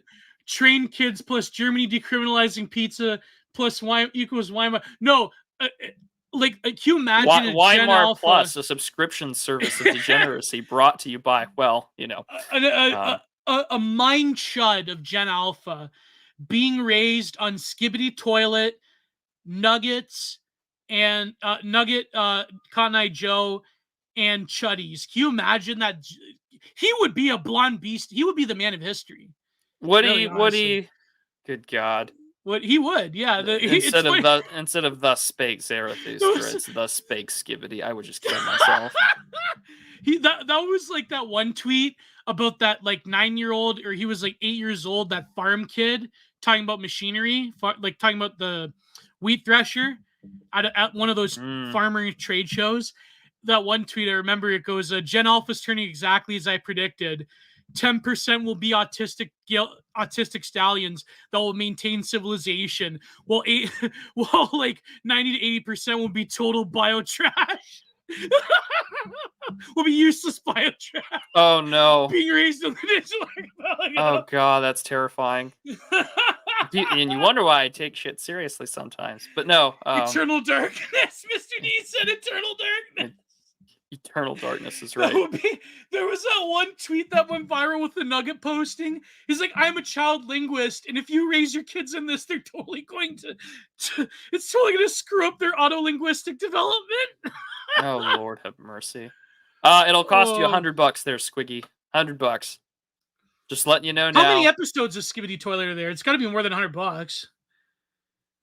How many episodes? Oh, I don't care, but we're gonna keep reading. He already said $100. Oh man. Yeah, you said $100 to review anything. So they're all the same, so I may as well. Yeah, there you go. So all right, I can speed run Skibbity Toilet for $100. You can go blow. Yeah, you can go melt your brain for $100. I mean, crackheads do that. Well, yeah. I work with 8-year-olds. The new litmus test, if they can figure out pictographic Lego instructions. Oh God! God, it's terrifying. That's terrible. Because that's honestly like Lego instructions. the more complex the set, I guess it's better for spatial awareness and reasoning, and that's basically gone. Well, my opinion, if I'm being honest, Prude, is that as they say, the harder the pressure, the more jubilant the diamond, right? So I think if you have the Gen Alpha kid who is like genuinely intelligent, he probably will be like an autistic stallion that will lead civilization among the sea of refuse. So crickets did so I should That's a great logic there, Gio. But yeah, carrying on here real quick. Okay, let's get serious. But no, but it's true though. I mean, the Gen Alpha kid that will be he kind of will be like the blonde beast of history. He will be running society when things get so like the IQ shredder like fully kicks in. It's good, you know what I mean? So we'll see what happens. Many such cases. It's terrible. It's terrifying. The end of print culture raises many troubling questions about the position of poetry amidst these immense cultural and technological changes. What will be the poet's place in a society that has increasingly little use for books, little time for serious culture, little knowledge of the past, little consensus on the literary value, and even among intellectuals, little faith in poetry itself? You know what you get? You get Rupi Kaur. There you go, answered it. Yeah. And you get self-published transgender poetry on Amazon.com. Oh my God! Right there with Bob Hickman. I've got we can get into that. No, but like that's a good question though. Like what happens? I mean, I think poetry, even the novel is going on the out. It's going on its way out. But is it? Well, I mean, a lot of people don't read novels anymore. Well, the serialization of novels to where it's just like I want my young adult true crime sloppa, right. Like that's what it is. My fantasy slop. I want my fantasy sloppa. I want like to the be serious drama. I want to be, it's like it's sort of catered. It's basically it's you got the pornography aspect to it too. It's like I want my like lizard men sloppa. I want my whatever genre of book talk slop. Slop. Where it's like I'm getting RP'd by a lizard man. Yeah, my time with the lizard men. Blah blah blah blah. No, and it's just like no, but here's the thing, Prue, though, is that like I mean, like the serious drama novel that isn't particularly suited to serialization, like the modernist novel. Like a lot of people have speculated for decades now that it's basically a dead art form. But at the same time, poetry was really bodied more than anything. I mean, there's still poetry around, but poetry again is another extension of like leftoid identity politics. I mean, there still is good poetry being written, but I think that poetry as a whole, you'd figure poetry would achieve a renaissance. I mean, I could be wrong. There probably is a huge TikTok community, for instance, that just read poems. But I think you'd figure like in terms of the greater culture, poetry would be more suited for the cultural moment where people's attention spans have been totally fried. Yet poetry, even more than like heavy serialized fantasy or true crime slop, are still being bought and read by certain soy-lennials.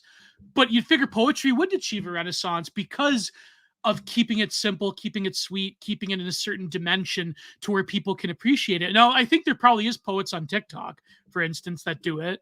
But you don't really see it. Like, it's not a mainstream cultural thing.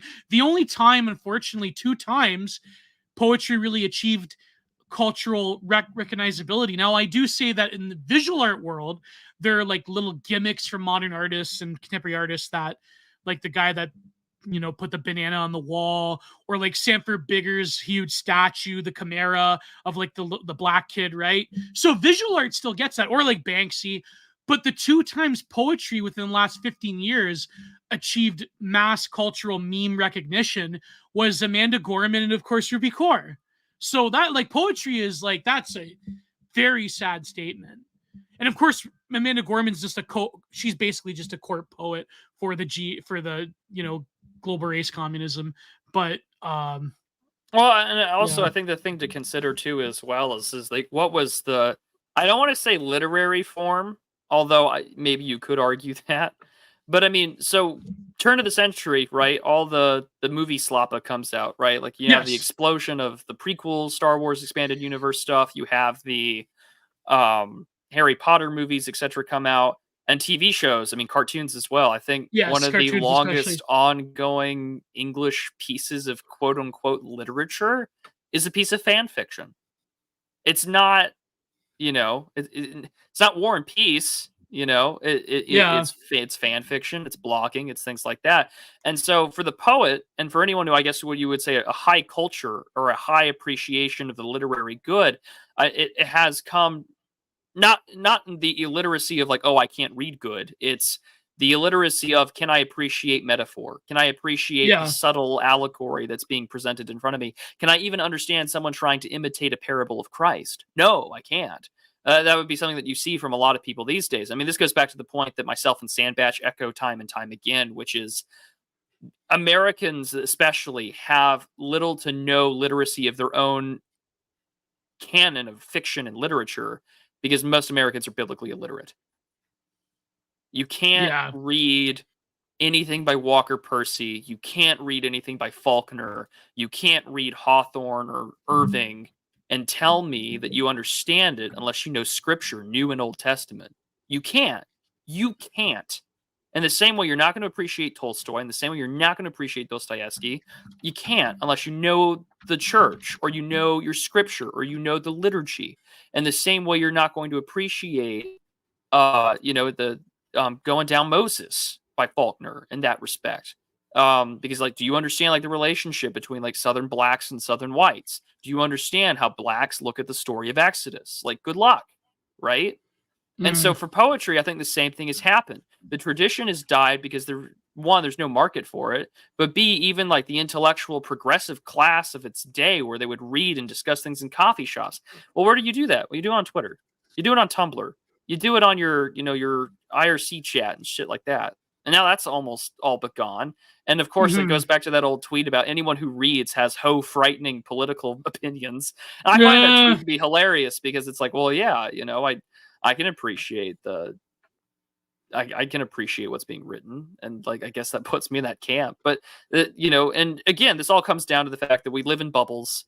Fandoms have become increasingly speciated, specialized, narrow. They don't have little contact with other bubbles. That's why it's always interesting when like Varg gets into like is somehow being quote tweeted by K-pop stans or whatever. That's really fucking entertaining. Happens like Meh. every other week, where some strange like knit subculture of Twitter finds a tweet of his, and all at the same time, uh, the poet's position is going to be the same position of virtually everything else. Is that things have become very politicized, and that things have rendered themselves to where there's no pedagogy for it. Like, who are the great teachers? Who do you go to for a quote unquote master class? Are you the apprentice of somebody? No. No. And I mean, like, everyone knows the poem Ozymandias, but like, do most people know that it was also part of a competition, and that there is a different version of that written by Bryce Shelley's friend? Hmm. It's an important thing to consider, and we of course don't have that, because we live in an age of mass illiteracy that has been, we've been so uprooted from anything physical and tangible. Well, that's what I mean. Like, if you don't have a canon there, then you can't really if you don't have like a commonly understood canon that the Bible provided, even like in the Greek world with the Iliad, like then you don't have a literary culture that can truly grasp onto anything tangible for that civilization. And like that's shouldn't be an uncontroversial statement. But I mean, even like nowadays with like literature departments that talk about like, inclusivity, and we need the African literature, we need like the literature of whatever, right? The global Mm-hmm. progressive stack. It's not even about like creating a new canon. It's just, I mean, I'm sure that there are certain people that talk about this in academia about creating a new canon for whatever, America or whatever. But I think it's not even, most of it's just tearing down the old canon. It's not really like the new canon. I mean, there are canonical works, I guess, among like new literature from the global south or whatever, but you're not really going to engage in those cultures the same way someone who is from those places engage with them. But because we live in a global non-place, that it's sort of like we have to pretend that, oh, well, this cultural canon from this part of the global south is just as valuable as Faulkner or Tennessee Williams or any other great American, Melville, or any other great American novelist. It's like, oh, well, it's so, I think that, Nietzsche, for all of people talking about Nietzsche or the vulgarization of his thought, the one thing he did say correctly is that when you have a culture that just shares one common linguistic notion, when you have a common language, to which he included a common literary canon as well. Those cultures tend to thrive and they create something unique, because when you start to mix up these different canons from different parts of the world, when you start to treat things on a equal footing to your own, then it creates a lot of confusion, and it creates a lot of Mr. D, there is African literature, but a lot of it is, as you probably can guess, most of it now, or at least the ones that get shared in the West in university departments, are all basically about post-colonialism or colonialism in general. So yeah, I had to read Things Fall Apart when I was in university. I had to, but you know what I mean, like a read that in monoculture. high school. Oh yeah, no, but we were like in a history class. We had to like talk about colonialism and stuff. So, yeah. I thought it was kind of semi-based, because it was talking about like the dissolution of tradition by like modern white man techno-capitalism. But then I realized that, oh wow. Then later on, when I, after first year university, I was like, oh wow, that isn't based. But anyways, neither here nor there. My point being is that you can't have a truly genuine literary culture if you do not understand your place in the world as a civilization. And that shouldn't really be a controversial statement, but it is correct.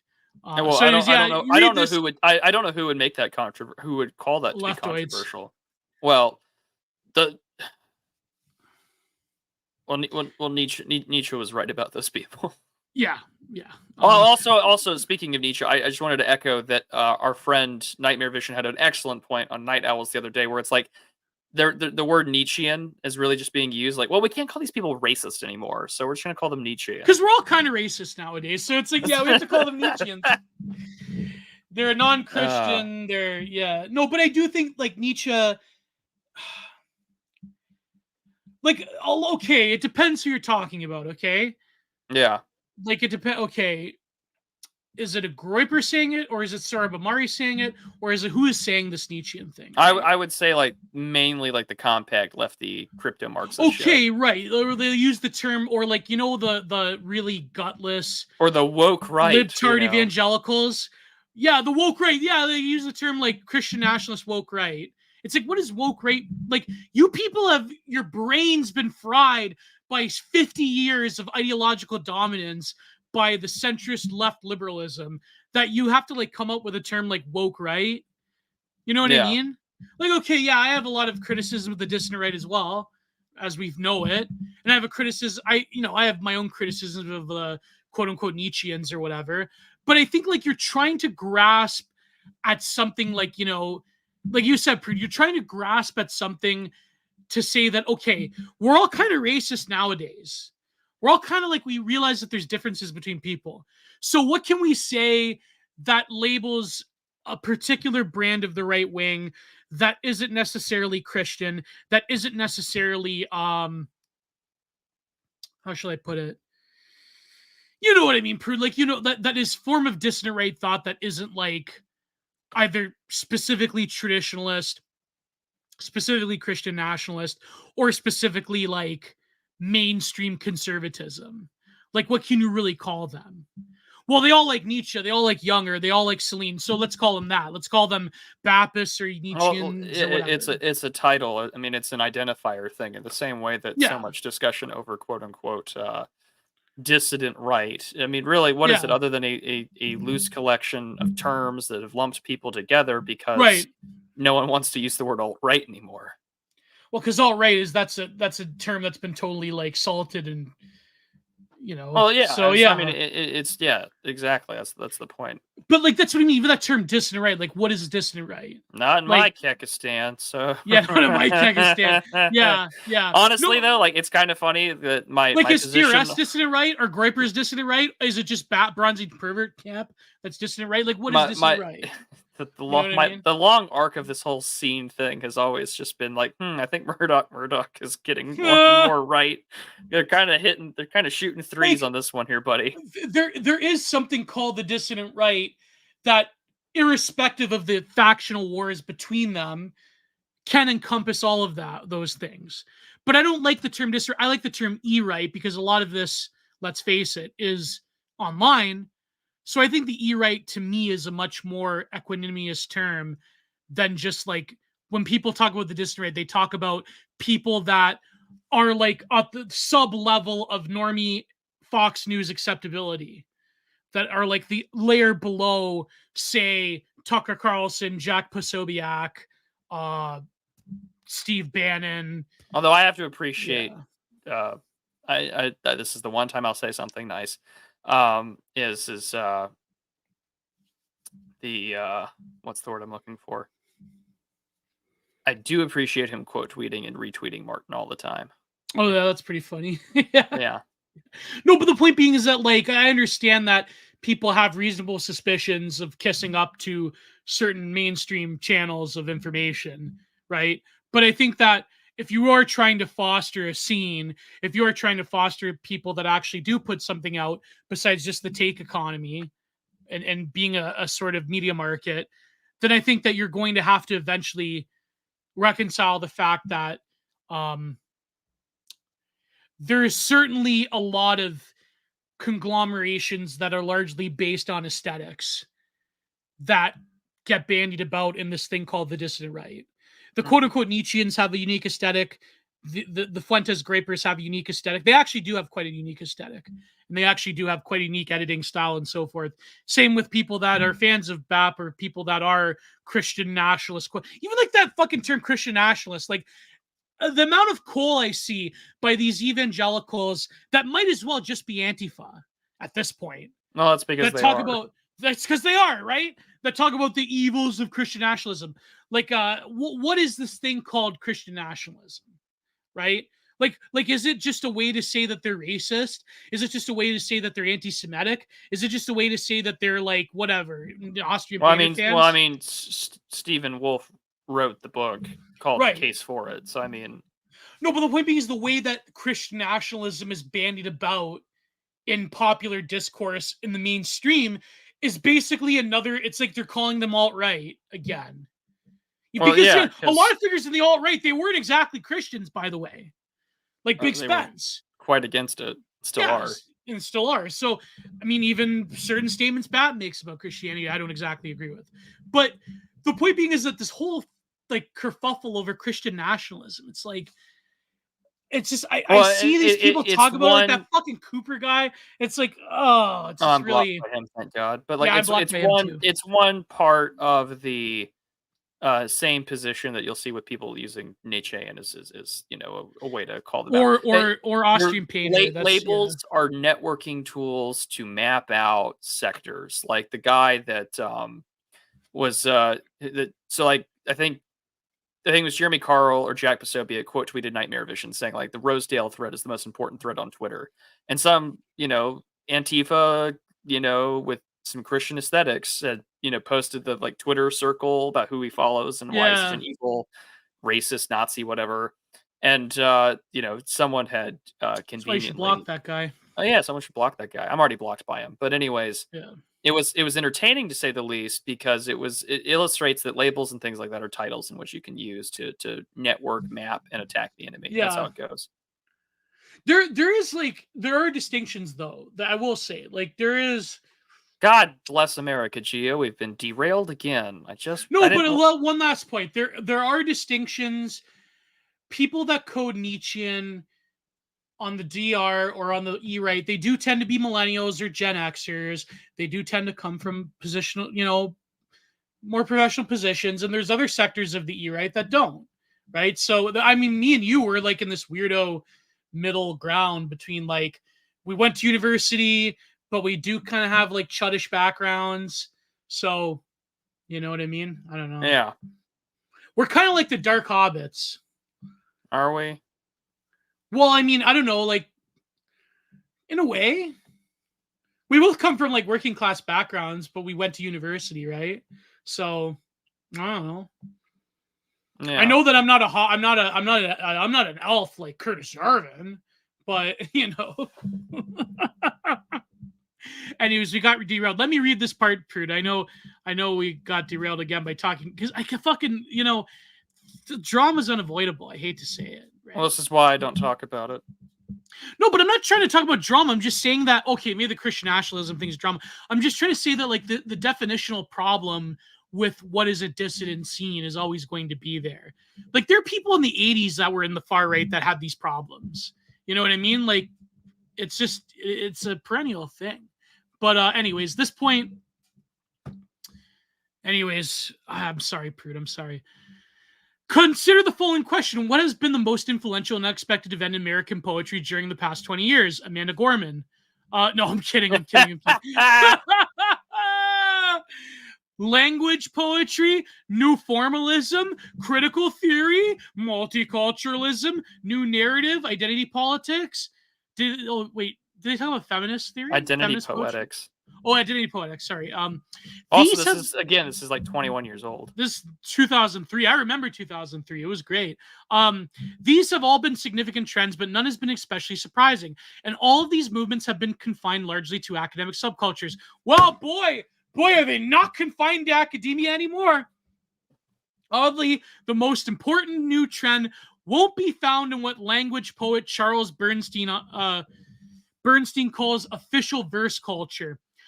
The small but respectable literary networks of books, journals, conferences, and university writing programs, all of which are controlled by leftoids nowadays, except for, like, e-write stuff. Instead, it will be discovered in the general culture and poetic works widely covered in the mass media. Now, I wonder what this author is referring to, because I can't think of any.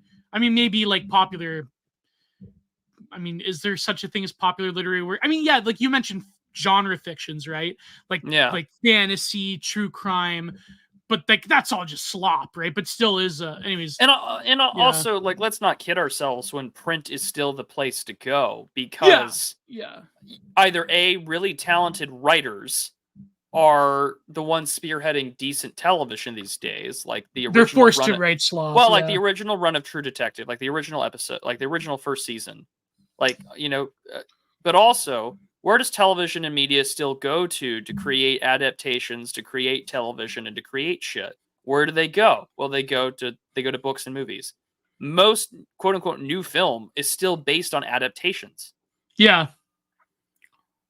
Or remixing older films. Or the remixing of older films. I mean, plus the public domain stuff, Yeah, or like expanding things that don't belong. Like Star Wars is like the ultimate example of like a universe that's infinitely expandable that you could like make any spin-off miniseries about, Anyways. Well, I've read The Shadow, Palinksny, or however you say your name. What is The Shadow?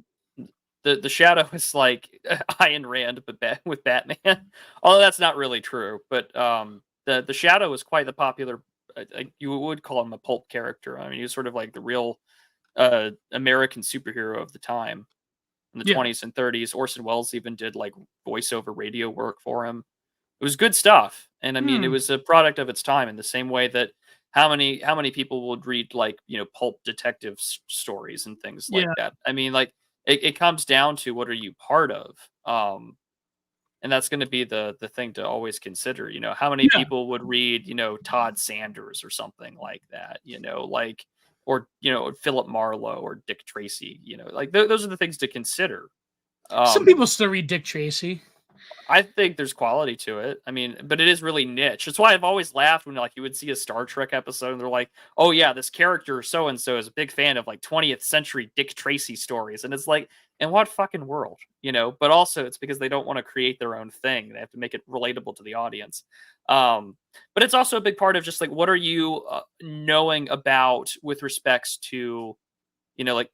How did you get into it, right? Like, did you get into it because like your politics were, knee-jerk anti-libtard, or I just hate SJW, so we're gonna read old stuff? Or is it a well, they also did it, I know it's Picard, but they also did it for what's his fucking name? The shapeshifter from DS9. But yeah. Oh. But things to consider that, The radio drama is underrated. I didn't know that Alec Baldwin did a version of The Shadow. I didn't know that. I didn't know that. No, but anyways, Odo, thank you, Odo. That was going to bother me. But moving down here real quick.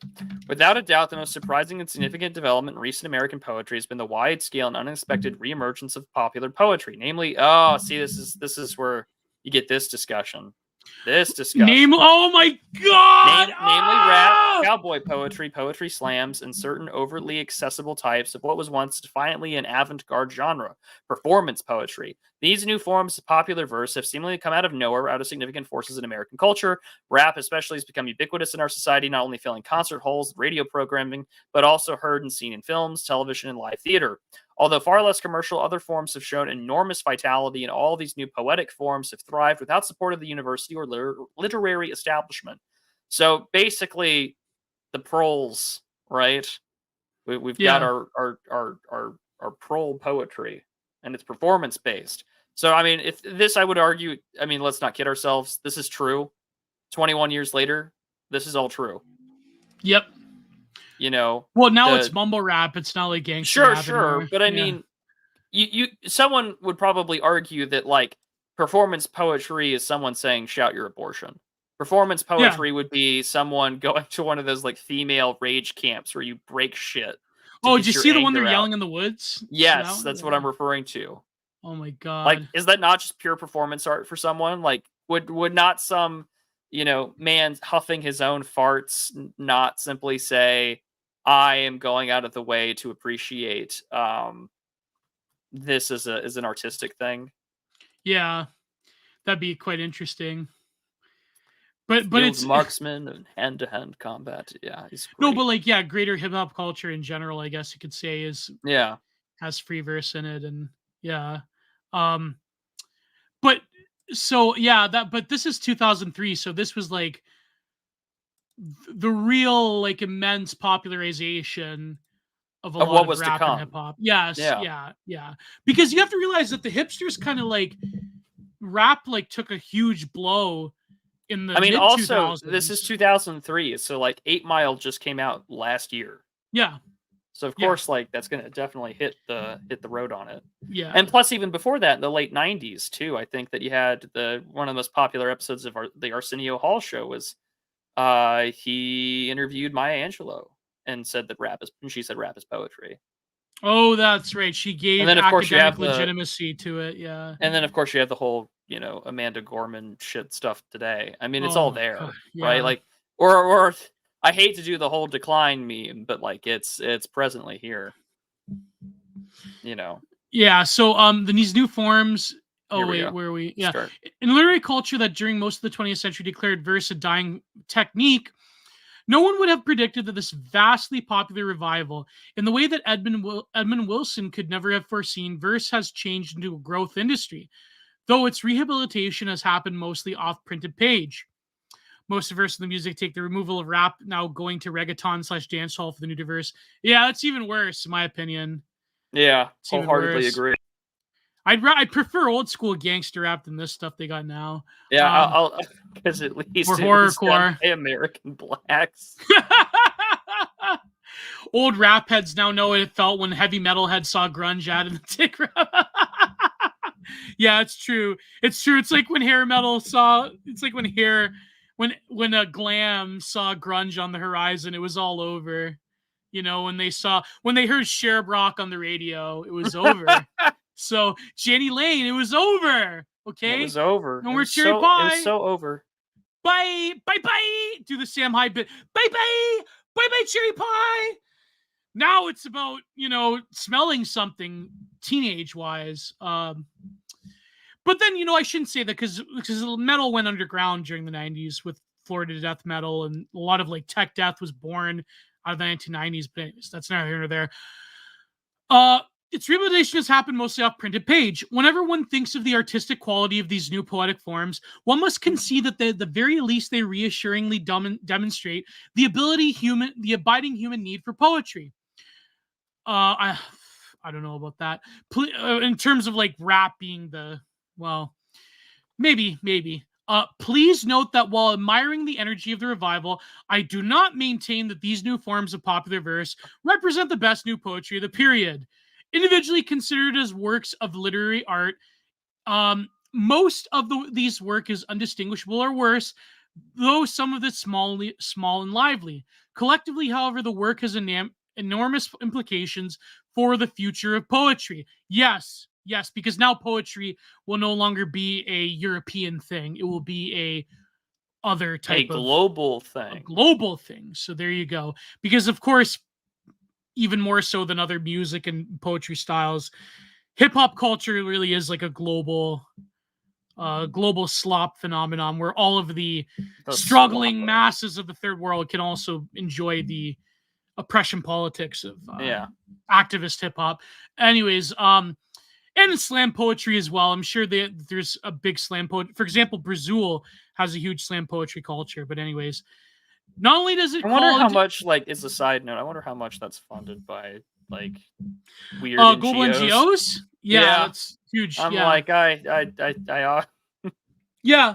I'm genuinely curious. Yeah, there's slam poetry in Tbilisi, in Georgia, and you know why? Because for every 50 Georgians, there's one NGO. Or wait, for every 15 Georgians, there's one foreign NGO. So there you go. Anyways, yeah, a lot of it is because you have to realize that Brazilian academia was infiltrated from the 70s and 80s onwards. There was a lot of like Delizians in particular that went down there. But also like in the literary arts, there was a lot of infiltration. And there's a lot of NGOs that fund poetry and other cultural outreach things. And it just so happens that slam poetry really took off in favela culture.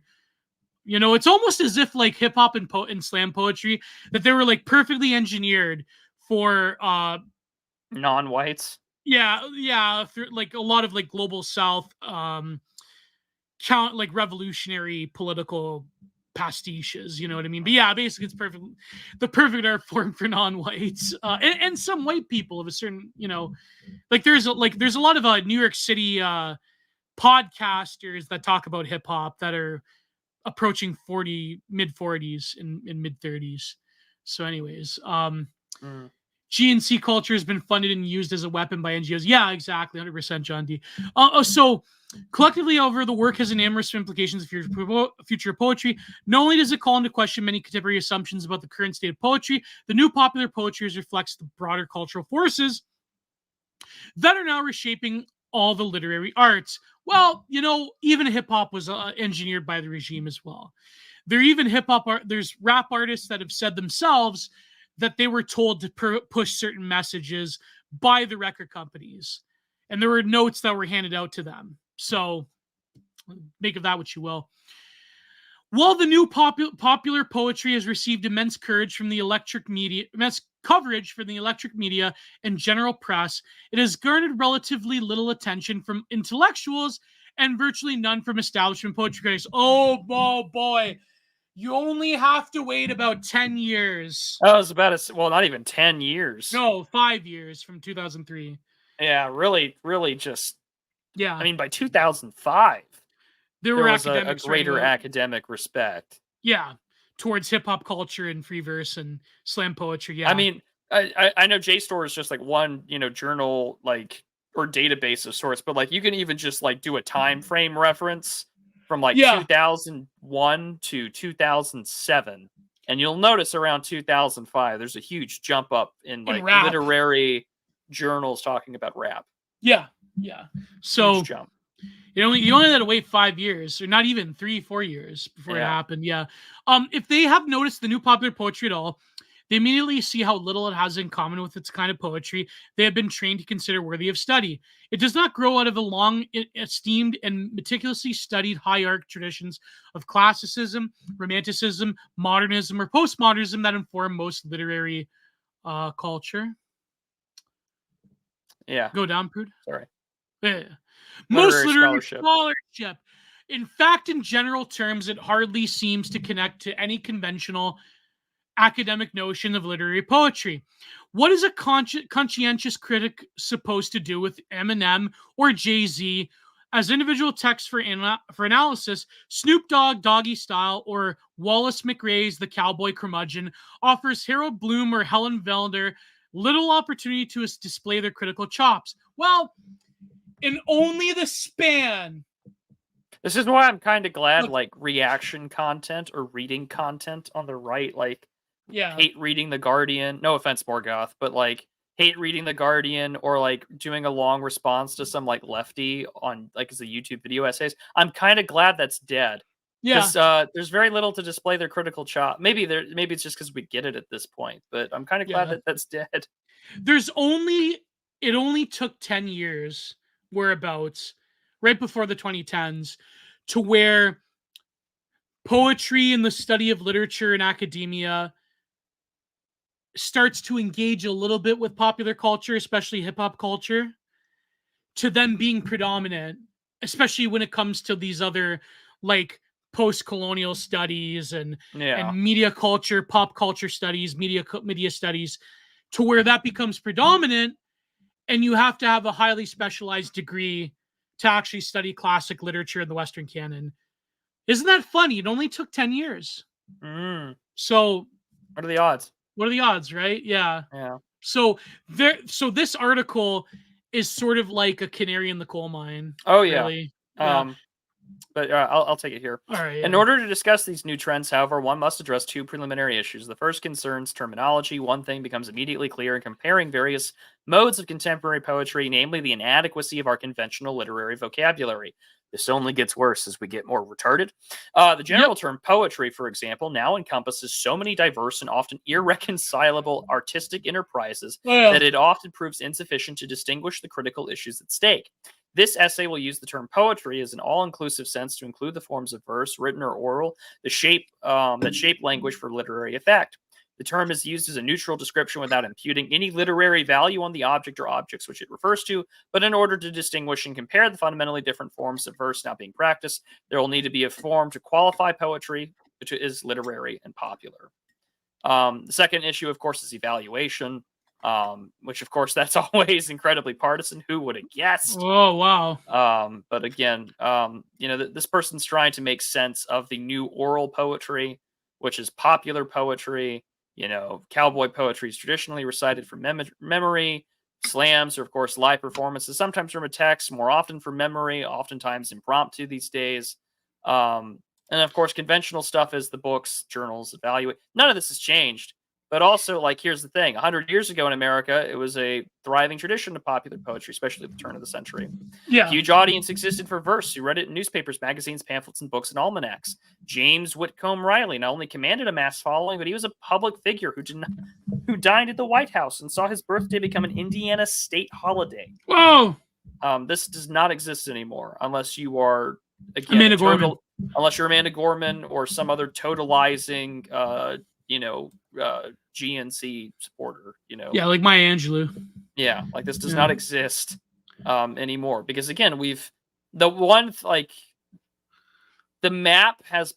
world has been flattened again, but it's been folded up in like a piece of paper, and a pen has punctured through it. Yeah.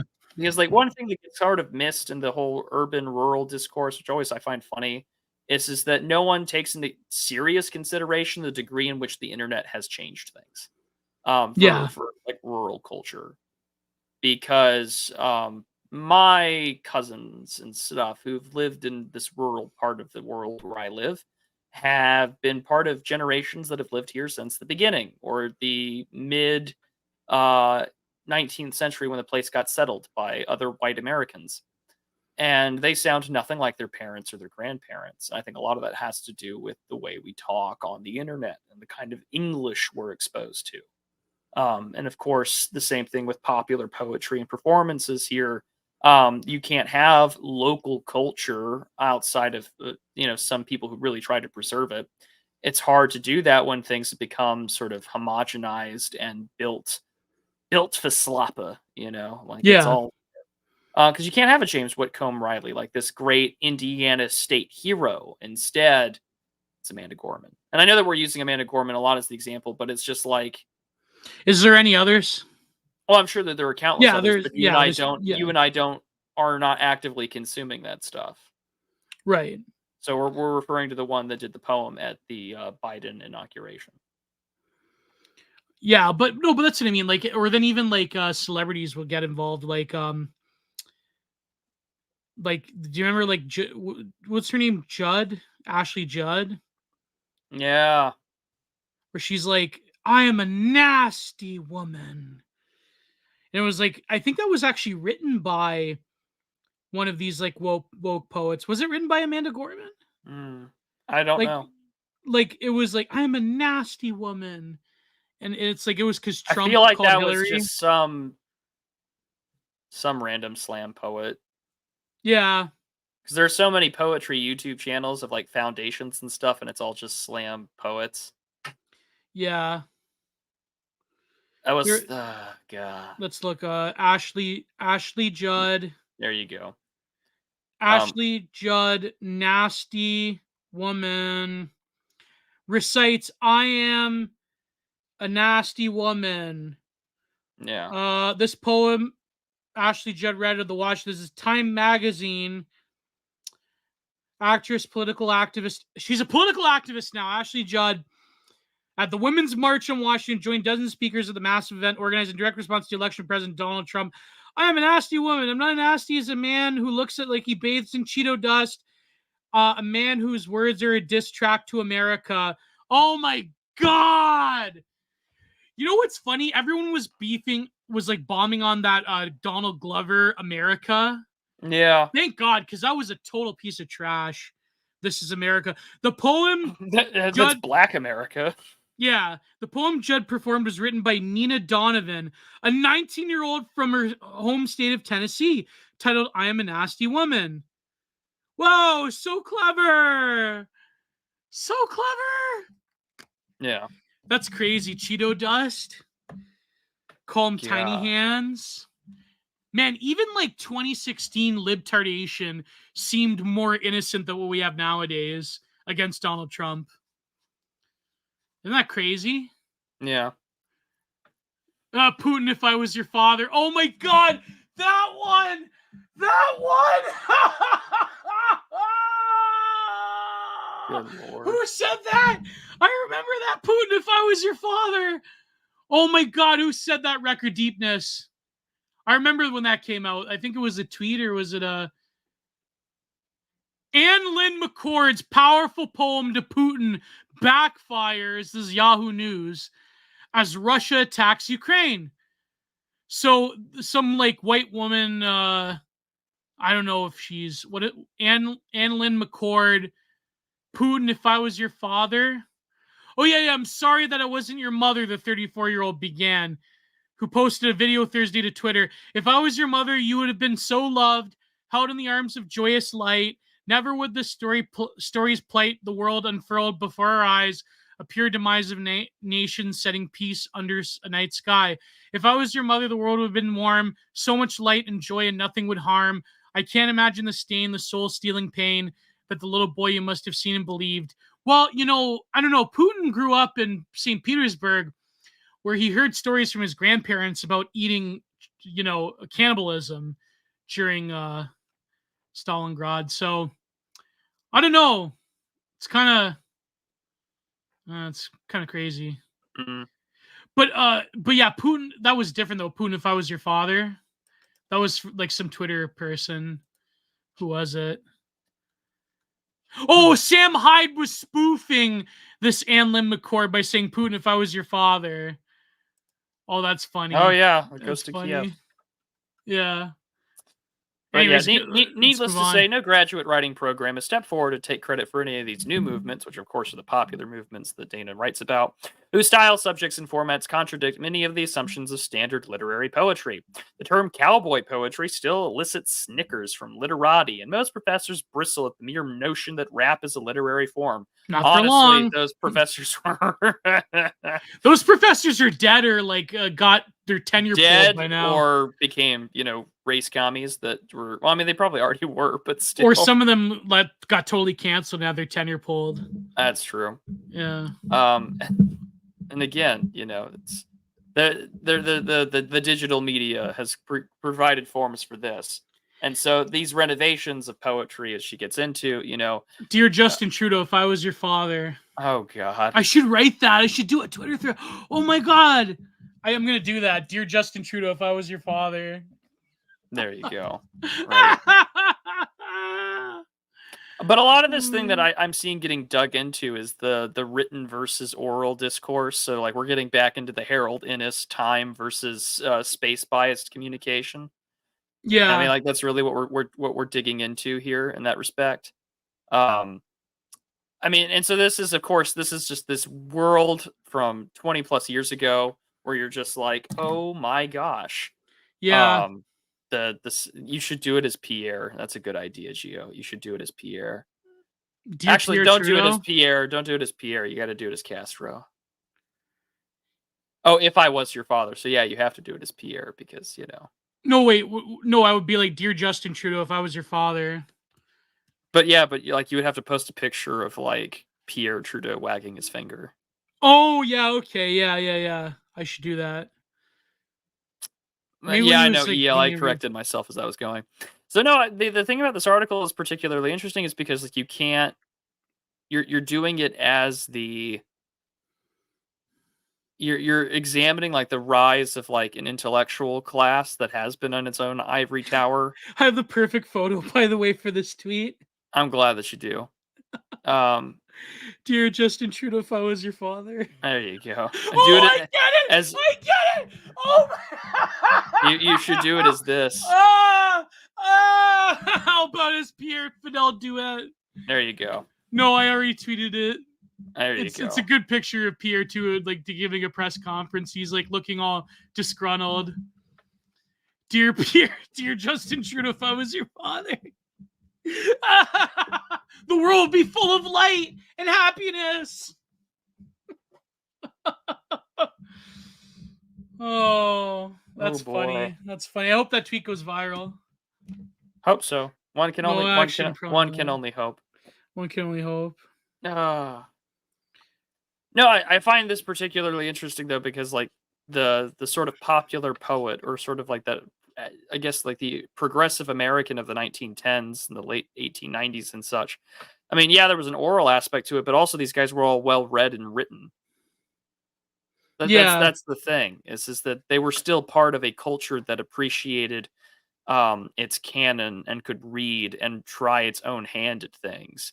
I mean, like this goes back to the usual criticism or things that will like knee jerk point to is like the letters written by farmers in the Civil War to their families in comparison to today's text messages and things like that. I mean, Yeah. reading has truly gone out the window. I mean, we mentioned this at the top of the show is that, like we do live in a post literate society, and so I'm waiting for a poetry collection where poems are written via emojis, and I think it's only inevitable, or I'm sure it already exists, and someone in the comments will happily remind us. But I kind of find it sad because as someone who appreciates rhyme, meter, and even some classic free-form stanzas of like the beginning of the 20th century, I think it's sort of depressing to witness the great disappearance of what was once a more established written and literary tradition. And this all echoes back to what we were talking about in respects to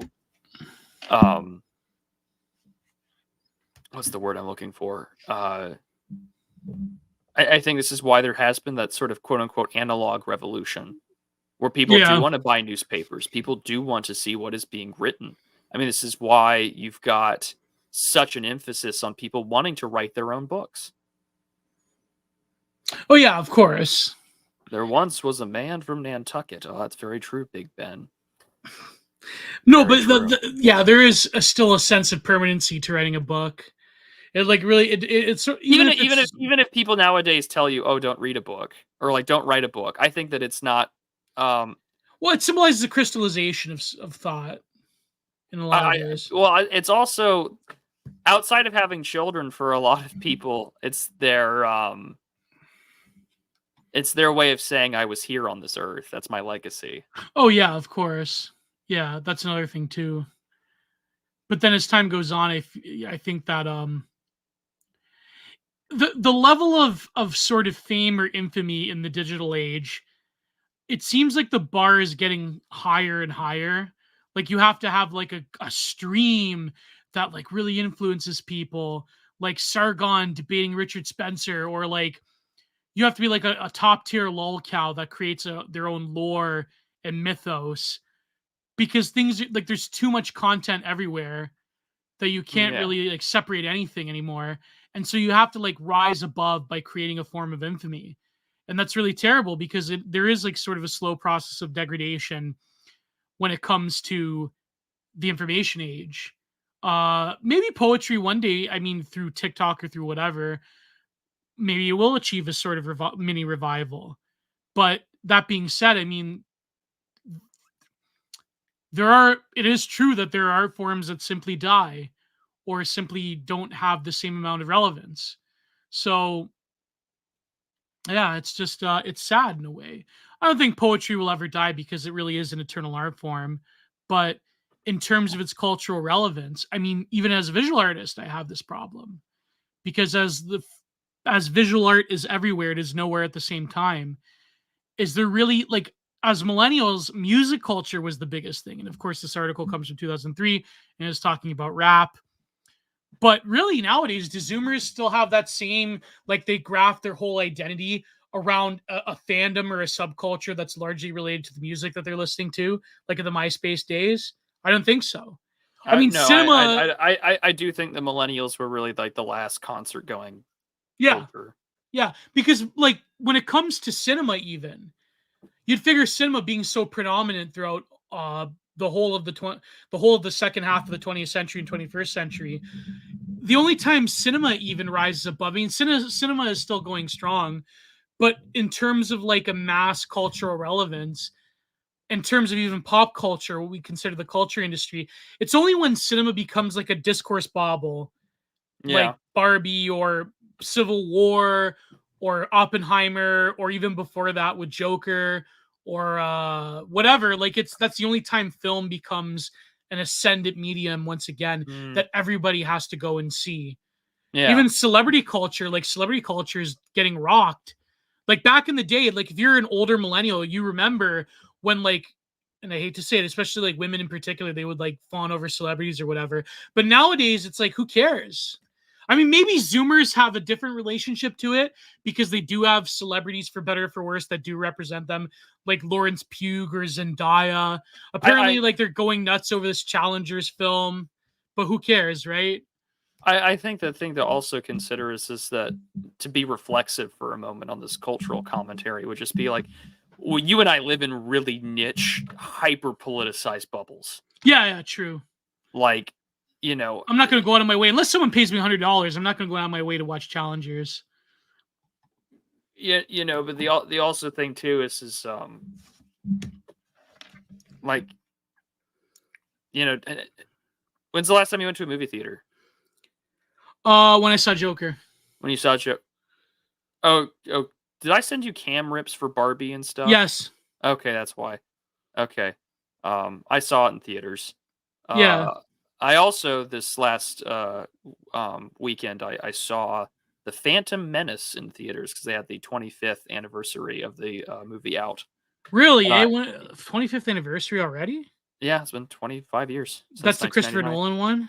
No, this is all George Lucas, dude. Oh, wait. The Phantom Menace. I don't know why my brain went to Star Batman, Wars. but no, Star Wars, The Phantom Menace. So yeah. Yeah. Well, that's in isn't theaters. That like the terrible 90s ones? I mean, yeah, but it was still cool to see. By virtue of it nowadays. Was still cool to see in a movie theater. It's cool to see the Galactic Assembly in the movie theater. It was cool to see it in the movie theater. It was cool to see Jar Jar Binks in the movie theater. It absolutely fucking was. Oh my god. And I'll stand by that. It was great. I guess who is the red guy? Darth Maul. There you go. Yeah, I guess that would be pretty cool to see in theaters. Yeah, it was great. Do you remember that like documentary where like I think it was like I only know this because People versus George Lucas. Yeah, I only know this because I watched Mr. Plinkett, where like everyone watched Mr. Plinkett. Yeah, that giant green screen studio, and George Lucas like he goes into like the writer's room. He's like, "Oh, it's done," and he like autistically just puts it on the table, and they all like have to force clap for him. Like that was hilarious. It was like a pithy little thing. I may have overdone it in some places. Yeah. I can't do a good George Lucas impression, but it's like poetry. It may have gone too far. It rhymes. It may have gone too far. I do like the. How does George Lucas like live with himself though? On a bed full of money. Yeah, but he sold like on a bed full of fucking money. Yeah, it's like that's like when the critic, what's his name? When Lovitz played the critic in The Simpsons, then they made a spin-off show, where he like says to McBain, Rennier Wolfcastle, he's like, "How do you sleep at night? On a pile of money, surrounded by beautiful women." That was funny because that was but also the comedy it does special. Yeah, I mean, but it also does go to show that there has been a great. The terrible 90s ones, Gio, you're dead to me. So true. I'm not a fan of Star Wars. If you want to pay me $600 yeah, to watch Gio is not wouldn't really care for Star Wars. You'd have to pay him. But I mean, yeah, Gio's black wife. Yeah, it's also what George Lucas sleeps with. Gio's black wife. on a bed full of money and wait, George Lucas has a black wife? Yes, George Lucas has a black wife. Let me look this up. After, like, he had Marsha Lucas when he was a younger man, but I think he's got a black wife. No, I think he has an Asian wife now. Oh no, he's got a black wife, Melody Hobson. There you Melody Hobson, co-CEO of Ariel Investments, chairwoman of Starbucks Corporation, chairwoman of Disney Works. Holy crap. So yeah, he's like sleeping in a bed of money every single night. That's crazy. Princeton University. Wow. This is black girl boss excellence right here. So yeah, how does he sleep with himself? Well, now you know. Was photographed by Annie Leibovitz for 2016 Purely calendar. No. Do they have kids together? I don't know if they have. They have children. one daughter together. They have one daughter together. Oh, God. Everett Hobson Lucas was born via surrogacy. Oh my God. How the mighty have fallen. Everett, let's look at her. She was born. Gonna host a bake sale at my job so I can force Gio to watch Cole. Someone said in the chat of mine that I'm in that this $100,000 can buy Gio so much trashy, slocky movie reviews. Oh, Lord have mercy. I'd have to be like pumping out like multiple movie reviews a week if someone paid me $100,000 to like just watch Gio just casually, slugging down Perveritin pills in order to do shitty movie reviews. I'd like come out with like one a day. It'd be like, they'd have to be at least only like not even 20 minutes long. And I'd have to be working overtime. But I'll be like a human. I'll be like a human, like a human roach of consuming media at that point. Good Lord. Well, I think also too is that like I think that this article is capturing like it's right on the edge of the great sort of the internet sort of taking over like the critic space, because for the masses no one's reading fucking Atlantic. No one's reading the. Well, some people do. Some people are. I'm not. Boomers. But I mean, people aren't reading like a literary review journal, right? Like the average person is not. Who are they listening to? They're listening to Mr. Plinkett. They're listening to Angry Joe's video game reviews or whatever his name is. They're listening to Patricia TV, Dream? right? No, wait, Dream retired. Dreams was a Minecraft YouTuber. He wasn't a reviewer. He's not a. Oh yeah, they're listening to. He's not a video essay review guy. They're, and so because things have gone from like, or even Anthony Fantano when he was huge, like he was his own guy, right? I mean, the movie criticism is really up to things like Red Letter Media or The Critical Drinker, and even then, that's kind of like made for YouTube sloppa, right? Patrician TV. Well, that's my sloppa, but he's not slop, and I will defend that, even though he hates my guts, I'm sure. Like it's things to consider in that respect. So this person's documenting the rise of where like, well, there's alternate media scenes. I mean, like the word troll gaze comes from some like tiny New York Times Square writer who was covering the the rap scene. Oh yeah. Right. And so all these things come out and we're all witnessing the great fracturing of authority, and it's not there anymore and it's gone. And so, like they'll even, I mean, think about like the 90s, right? Like you had the TV show with John Lovitz, the critic, which I would love to do a review of on the show. That was a great show. It was a great show. And so It's too But bad what do you- Lovitz is a libtard now, but like, who cares? Yeah. well, I mean, the show is 30 plus years old at this point. But I mean, Yeah. the thing though to consider is that like, what is he making fun of? Like, well, he's making fun of like the Access Hollywood, the Siskel and Ebert movie review culture, and like the world of That like was really popular. Yeah. when it was at its peak. And also, like, they kind of had like Ted Turner looking like this like jacked, roided, angry white male, which in retrospect is hilarious, but also Well, like like, but yeah, also 90s God bless movie. Ted Turner for funding Gods and Generals. But you know, Oh yeah. No, but like 90s like movie review culture, that was like, you could be a sophisticated New York urbanite, but you still like, you went to films and you read Ebert and what's his name?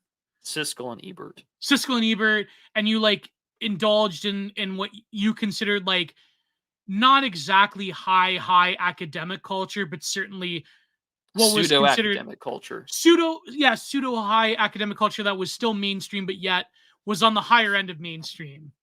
And film reviewing, like, I just remember that show from like the early 2000s from Britain where this was when Vincent Gallo came out with the Brown Bunny. Or no, he came out with Buffalo 66. And there were like these film critics that were grilling him, and he like totally destroyed them.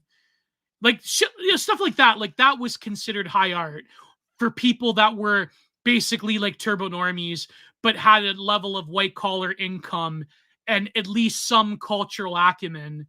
That film becomes a very easy sense of like, okay, this is high culture, when you didn't necessarily have to read the novel of high culture. You didn't necessarily have to invest a huge amount of time in when you're a venture capitalist or you're a banker, you're whatever. You don't have to like invest a huge amount of time in an academic field.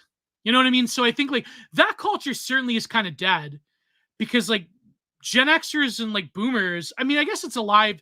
It's sort of like plein air, like in visual art, it's sort of like plein air festivals in like rural, like semi-rural towns. You have like a bunch of boomers. You know what I mean? Like it's sort of like that, like it attracts a certain level of like quiet boomer, quiet Gen Xer. But when it comes to millennials and Zoomers, I mean, I don't know what's the equivalent of that. YouTube video essayists, like Soylenial YouTube video essay, like fucking man. Well, Give me Siskel and Ebert again. Don't give me fucking Jacob Geller. I'll take Siskel and Ebert, I guess, over Jacob Geller. But would you take it over? What's the two guys in Red Letter Media? Well, there's a lot of guys who work at Red Letter Media. I mean, they have Who are the two main guys? Circle. Well, you've got Mike Stacklasa and Mike Jay. Stacklasa and who else? Oh, you got Rich Evans and then what's it, Jay Coleman, right? Yeah. Would you take Mike Stacklasa, I mean, over Siskel and Ebert?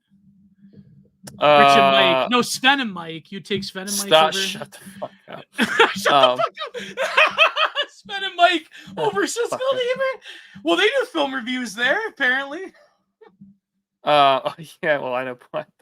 Yeah, I'll watch an episode of the pause button. But no. I take Kino Corner. Yeah, exactly. Yeah, I mean, I actually quite appreciate Kino Corner's work, and I appreciate him following me despite my shit Twitter account. Oh my god. Rich and Mike versus Sven and Mike. Yeah. Oh my awful. God, that's awful. Yeah, that's terrible. The things that get said on this show, I swear. Well, at the end of the day, I think that you're going to be a product of the time that you grew up in. I mean, let's not kid ourselves. I mean, if I were alive in the 90s and I was like a film head or whatever, and I wanted to be like a high-minded review guy, yeah, I'd be trying to mimic. You'd read film reviews. Yeah, I would read film reviews, and I'd be trying to like crip my own style off Siskel and Ebert. I'd find a fellow like film head to do these things with, but here's the thing. Zeitgeist Reviews is his name. Zeitgeist Reviews, Vulpes. Is he like affiliated with the Venus Project? What's that guy's name from Zeitgeist? I don't know. Peter Joseph? I don't know. I just remembered the name off the top of my head. No, I'm joking. He's probably not like that Zeitgeist. No, Shout out to me fellow film heads. Film heads. Do you remember when Peter Joseph debated Stefan Molyneux and Peter? He kept not Peter Joseph, that other guy. I need to get the super ancient Giga Chad. Yeah. Anytime I reference something, But I then the wasn't guy around kept for it. saying, was it Peter Joseph or was it someone else who was part of the Zeitgeist? Zeitgeist Films. What's that fucking guy's name? Was it Peter Joseph? I'm gonna let you figure that out. It right was now. yeah, Peter Joseph. Yeah. I remember he debated Stefan Molyneux and he kept saying truncated every 2 sentences. It's like, that's truncated idea. That's a truncated idea. And Stefan That's Molyneux. not an argument. Yeah, so he's like, literally, that's not an argument. Yeah. Stefan Molyneux killed that guy on that debate. That was when I used to watch Stefan Molyneux when he was on YouTube. I remember Stefan Molyneux so here's the thing, Prude. Back in the day and early YouTube, the trending tabs for the different categories actually was important. People would actually go to the content, the categories in YouTube, and that would determine who was trending that day. And I remember the politics category tab under politics, it was always 2 channels, the Young Turks and StephBot. Because that was Stefan Molyneux's channel, StephBot. And it was like those really low res early YouTube videos. It was incredible. It was an incredible time. And then you go to like culture or you'd go to religion and it would always be like an amendum video or like a fake Sagan video or an amazing atheist video. But then you'd have like on the very far end of the trending bar for religion, you'd have like Venom Fangax, like the token Christian. Man, those are the times, man. I loved that YouTube layout. They had the stars. They had the reaction. You couldn't do that nowadays. YouTube would be totally polluted.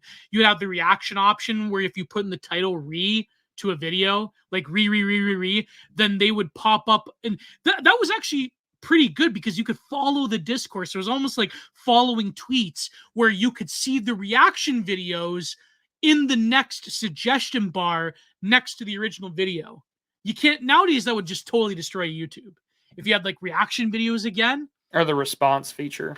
Yeah, the response feature, like it was amazing because you just had to put in the title. You're responding to this video. Like I love that. 240p in 11 minutes. Video YouTube as God intended. Exactly. 100%. Bring that back. No more 6-hour fucking Jenny Nichols slop about some Star Wars fan novel. Who gives a shit? Fuck Jenny Nichols. It's true. The reply girls were a plague. Yeah, that's true. Or yes, conspiracy scientists, this is on. We can see your message. We can see your comment. Enjoy. No, but then you'd have like I remember Prune 2 Forever. Prune, when he was 13-year-old kid, he actually made that video about YouTube is full of porn because like back in the day, the prawn, like the only way that you could have ads, there would be like, okay, you know, on Twitter they have prawn bots.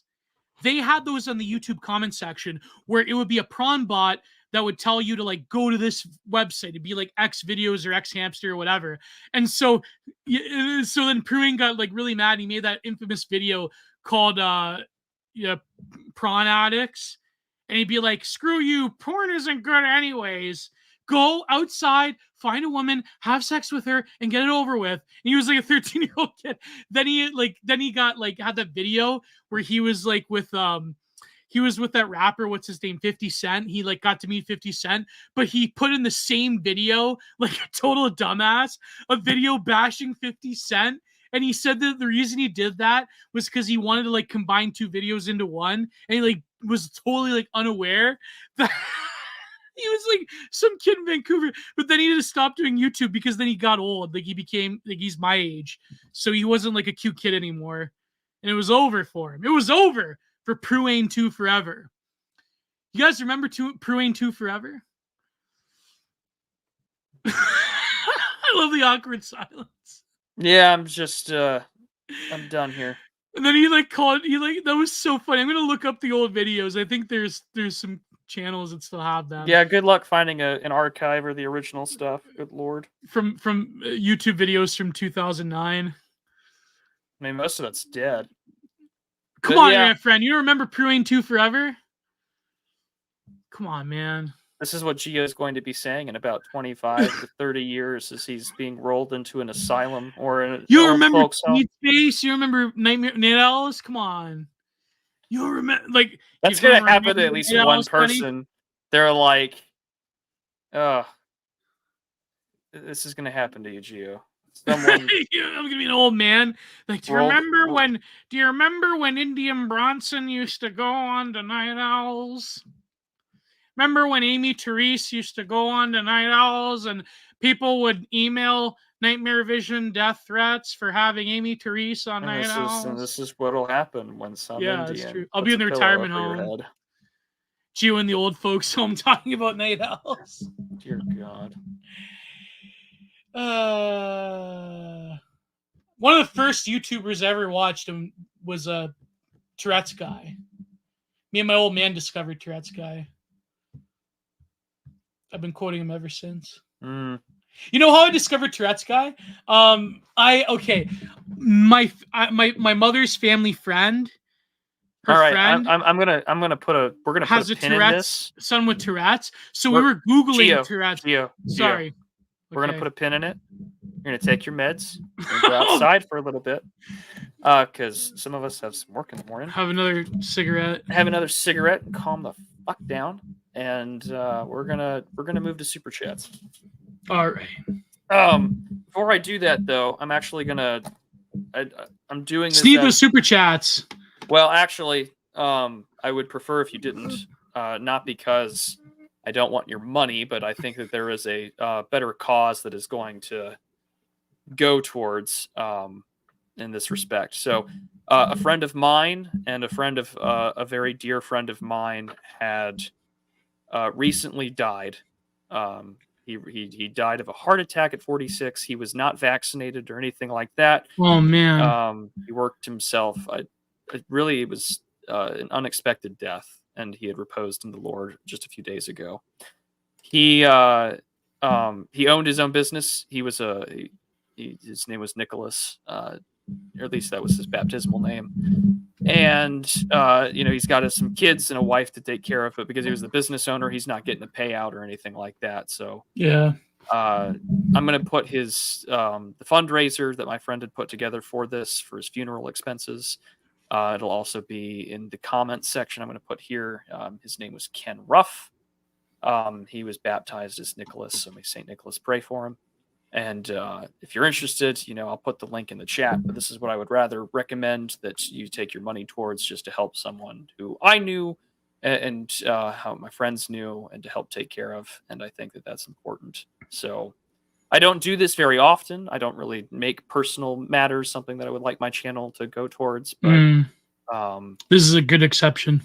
This is an exception. And of course, someone who is also a fellow Christian is someone that I think matters to me. So if you're interested, I'm going to put it up here on screen so you guys can see it. But yeah, so they're close to their goal, but he had fallen asleep in the Lord earlier this last week. They had had the funeral service earlier this morning in New York, and then yeah. So you knew him? I knew him, and some friends knew him. Yeah. Oh wow. So if you could do that, I'd greatly appreciate it. It'll be the pinned comment for this tonight after the show. But again, only 47 years old. If you could pray for Nicholas, I'd greatly appreciate it. Yeah. But with that, God rest his soul. Yeah, God keep him. So with that, we'll go to the super chats. I just wanted to plug that in because I think that this show does rather well in terms of views, and I think that it's important that we put our money to good causes and to people that we care for. And yeah, we die every day, so we don't die when we die because death doesn't exist. But we'll carry on from here. I'll start with the YouTube ones, and then we'll get to the Entropy Super Chats. But as for announcements, I'll have a Substack out tomorrow. And then after that, I'm going to hopefully be out from Wednesday to Monday for my Memorial Day weekend trips and so on. And then I have some recordings next week. Of course, the Steve Saylor stuff with Dimes, Alaric, and John Doyle. The I'm also recording again over with Buck Johnson and his television, or not his television show, but his YouTube channel. So that'll be out sometime later in the coming months. Chuck Johnson? Buck Johnson, not Oh Chuck man, Johnson. I was gonna say like, holy shit. I would, if I were to ever talk to that guy, you should just shoot me. He'd be pretty interesting to talk to. No, we don't talk to people who've called themselves out as informants. True. So, Jesus Christ. I misheard for a minute. I'm like, no, Buck Johnson. So we'll start. I'll start with over here. So Creeper Weirdo says, unrelated note, I watched Repo Men, Jude Law, Forrest Whitaker, 2009. I really liked it. I don't think I've ever seen that movie. It's a good. I mean, I know critics hated it at the time, but it was all right. I mean, there was things that they could have got better, but I particularly like the end, though. I think the ending. I know a lot of people hated the ending, but I thought it was kind of meaningful, and there was parts of it that was quite ridiculous, but it was an enjoyable film. Okay. Well, I'd have to give it a watch before I give it any. It was a decent love story too, as well. They had a little love story in it. Interesting. Okay. So here's the spiciest super chat of the evening. Mr. ML Wiz asks us for $9.99 our opinion on fascism. Oh my god, how are we gonna answer that one? Middle and upper middle class reaction to the existential threat of communism, and a natural reaction to communism, a natural reaction to the times and the place in which it emerged from and the nations it emerged from. I don't know how much it could work today when functionally the entire system is against it, is an anti-fascist state like the United States. The world is mythopoetics. I mean, to be honest, I would have to actually read what the fascists believed in and said so. I mean, I think it's been so mythologized to a point I don't have a negative opinion of it. However, as a reaction to communism, I totally understand it. And as a reaction to what was a debilitating wave of social revolutions by peoples and ideologies that were absolutely destructive to the nation state and to peoples, I would say that for what it was in existence to its reaction, I don't have a negative opinion of fascism. And I know that that'll get clipped and taken out of context by libtards, but I just have a neutral opinion as a historical entity. No, I was actually listening on a Twitter space, not going to mention who is by a mutual of mine, but they were talking about the development of fascism, how Gentile sort of butchered certain aspects of Hegelianism, obviously. I mean, even communism butchered a lot of Hegelianism with a system of actual idealism. But I think that, I mean, obviously, I'm not like a guy you could talk to. I mean, I'd have to do like way more research. There are guys who, just by virtue of being honest about researching the development of fascism, have been like hounded by, Antifa and, leftoids. Like they're, you know what I mean? But I do think that there is a forgotten history of the development of fascism as an idea that isn't touched by academia for like obvious reasons. And so I think like if you had to like encompass like a very succinct package, the Verona what's it called? The Verona Manifesto is it's one of them. It's one of them, but it's probably the most like easy articulation of what fascism is. But in terms of like an ideology, I would side with Prude. I'm not like, as a historical phenomenon, I'm pretty neutral. I'm not for nor against. I view it as I just know which one was a historical worse. phenomenon. Yeah, I know which one. And I know which one was worse, and the one is communism. I think that the one aspect of fascism that's interesting is like, in a sense, the impossible task of wedding what you would consider tradition with modernism itself. But I know there's a lot of like trads that say that, well, there was pretty popular like back in 2017 where a lot of trads that would like try to be sophisticated because they didn't want to be labeled as Austrian Painter fans. Well, no one wants to get I was about to say no one wants to be labeled as a Nazi. They would say like important to consider here. Exactly. They would say like, oh, fascism is modernism. and I'm a fan of Dolphus. I'm a fan of other like clerical. Or you'll get the whole I'm a fan of argument. Quadrianu. Yeah. Or you'll get the whole like, well, we shouldn't even use left and right because it's French Revolutionary terms, and it's just like, Right. oh, you also have to use the language that people identify with and can use. Like Exactly. until you're in a position of power to set the language right. Exactly. Good luck. So I think even the scholarship around fascism is an impossibility because of the meta language that is the current social norm. You can't even begin to study it in an academic manner because the mere studying of it is verboten. So, yeah, I don't really have a because I mean, like very again, strong like, opinion of I really fascism. do recommend that people read. I mean, you don't have to like him, you don't have to hate him either. But I mean, like you could recognize his certain ethnicity or whatever. But like, yeah, well, yeah. But I mean, like Paul Gottfried's 2 books on fascism are really worth reading because at least he's done the research. And like, I mean, especially his book Anti-Fascism, A Course for a Crusade, because any definition that would get used today, even if you have to decontextualize it from the post-war liberal mythology that we're ruled by, because fascism can mean anything today. Like, I mean, when Donald Trump was fucking elected to president in 2016, people were saying that this is American fascism. Even the Atlantic or whatever had an article today where they put, New like, Republic. the New Republic put out a fucking Hitler stash on Trump, and it's just like it tells you that what was you're so haunted funny. by. Yeah, I mean, it was humorous, but also it illustrates that if you invoke fascism today in the West, especially in America, it is considered a way of existential crises. That's what it is. It is the invocation that says, okay, this guy is a fascist, ergo we must prevent. And again, the never again stuff, all of it. I mean, that's what it's there for. There's a whole post-World War II mythos that has been built up, and it's in the West. liberal. It's the hauntology of the American liberal. Yeah. But so fascism can mean anything to anybody nowadays because of this abusive language. That's been purposeful politicized. As we saw on the stream yesterday with Dave and that Jay asshole. So no, but that's like the purposeful political abuse of language means that anything is fascism nowadays. So it as a historical concept, it can't be studied because of the inability of academia nowadays to be serious about anything. Yep. Mona says, for keeping operations going, calling it a night, boys, from the Carolinas. Well, good night, Mona, and take good care of yourself. On to the ones over at Entropy. Starting out from the top, Belial Bradley sends a lovely super chat for $15. It's very kind of you. $15. He just sends a smiley face. Well, thank you, Belial Bradley. I appreciate it. Seneca sends $10. He says, weekly Missouri lore. The Blue Man of the Ozarks, giant Neanderthal-like man covered in bluish hair, reportedly 9 feet tall. First sighted in 1869 by a Civil War veteran who led a massive manhunt to find the beast, but found nothing. Associated with cattle/animal appearances, Nephilim, perhaps? He asks with a question mark.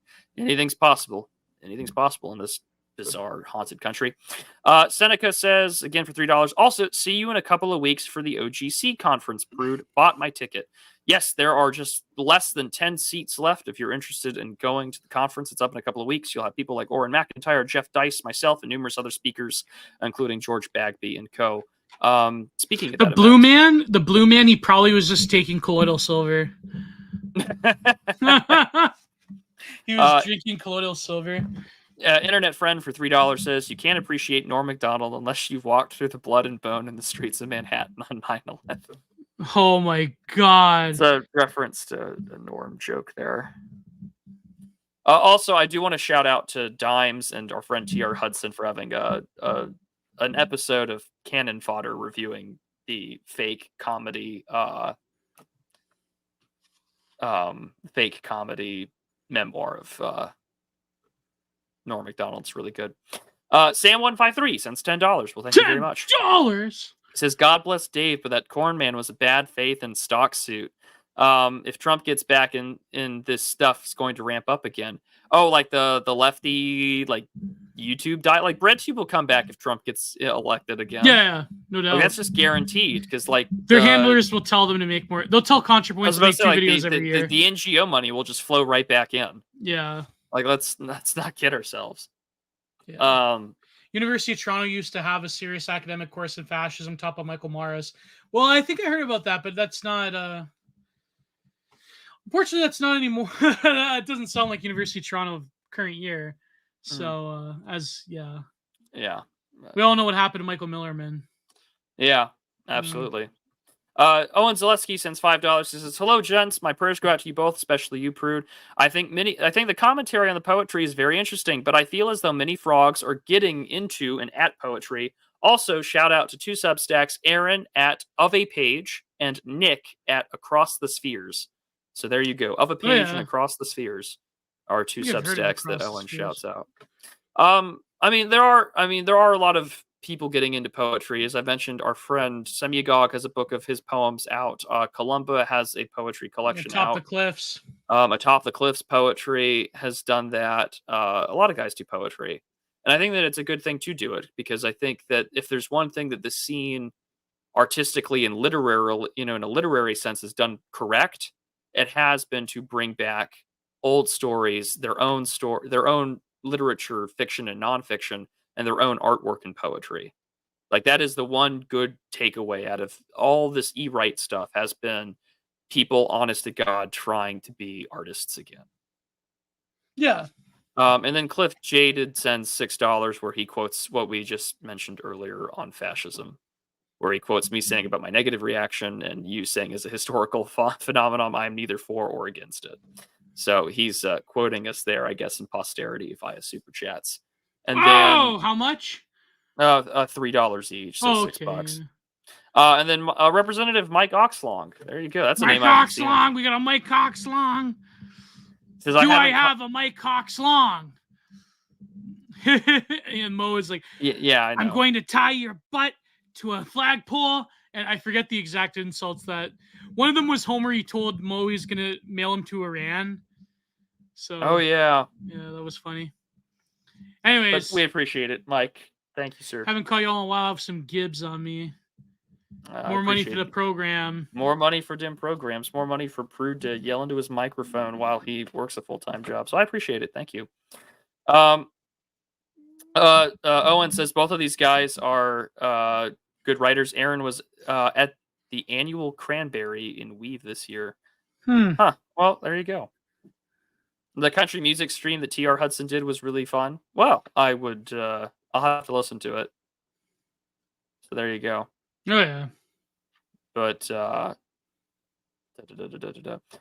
I've already kind of given my announcements, but again, I would recommend that you guys don't send any super chats my way and help with sort of the family and funeral expenses for my friend Nicholas, who is recently reposed in the Lord. I will be mainly writing for the next couple of weeks until I got some time to record, which will be sometimes next week. Also, I'm kind of in a fun spot because I applied for a job back in beginning of February of this year, and I just heard back from them asking me if I would like to interview for them. And the pay is about $16,000 more than what I make now. So I said yes to the interview. That's next Wednesday. I'd appreciate your prayers in that. But I'm going to try to get more writing done, and I owe TR Hudson a short story, so I need to finish writing that. It's about an FBI agent and narco-occultism, so I'm going to try and get that finished as soon as I can. What about you, Gio? What's going on? I might have to edit the John D episode, but I've just been going back to editing because Matthew was busy for the past few weeks. But yeah, I mean, I have that one thing I released on Friday, exclusive to my patrons on Patreon and Substack, but the psychology of a dissident. Where actually, ironically enough, I actually go over a poem by Robert Service. So I don't really comment on drama in it that much, but it's more of just the inner motivations of like what constitutes the current like dissident. So it's interesting. It's only 50 minutes, but I want to do more like exclusive content like that. It's good enough to where I could probably release it in public, but probably not. Maybe when the dust settles one day soon. So yeah, go to patreon.com/Giant Productions. And yeah, I'll try to have the Mr. D episode out, but that's going to require some editing. So, And I will be doing my darndest to get all of the last couple of weeks of backlog onto the podcast platforms. That's my yeah, fault. me I have too. fallen behind on that issue. As I've mentioned, now that I kind of know what my work life and schedule balance is going to look like, and I'm not doing as much other activities now, schedule permitting, I will be able to put out more writing content in the future. Because that's what I want to do more, is to write. And I've got an article in the works about Jeremy Carl's book that I want to get out sooner rather than later. So, but after the Memorial Day weekend, I've got some stuff going on that'll be good. Yeah. So I will. That's going on. I am speaking at the Old Glory Club conference in Tennessee later in June. I hope to see some of you all there. I got to meet so many of my mutuals, patrons, fans, etc. The last couple of ones hosted by Sildings, so I look forward to doing that there as well. All things in life overall are moving in a positive direction for me. But again, we will be live next week on Gio's channel on Tuesday. And then with that all being said, we'll see you all next time. God bless. Goodbye. Too sweet. See you, gents.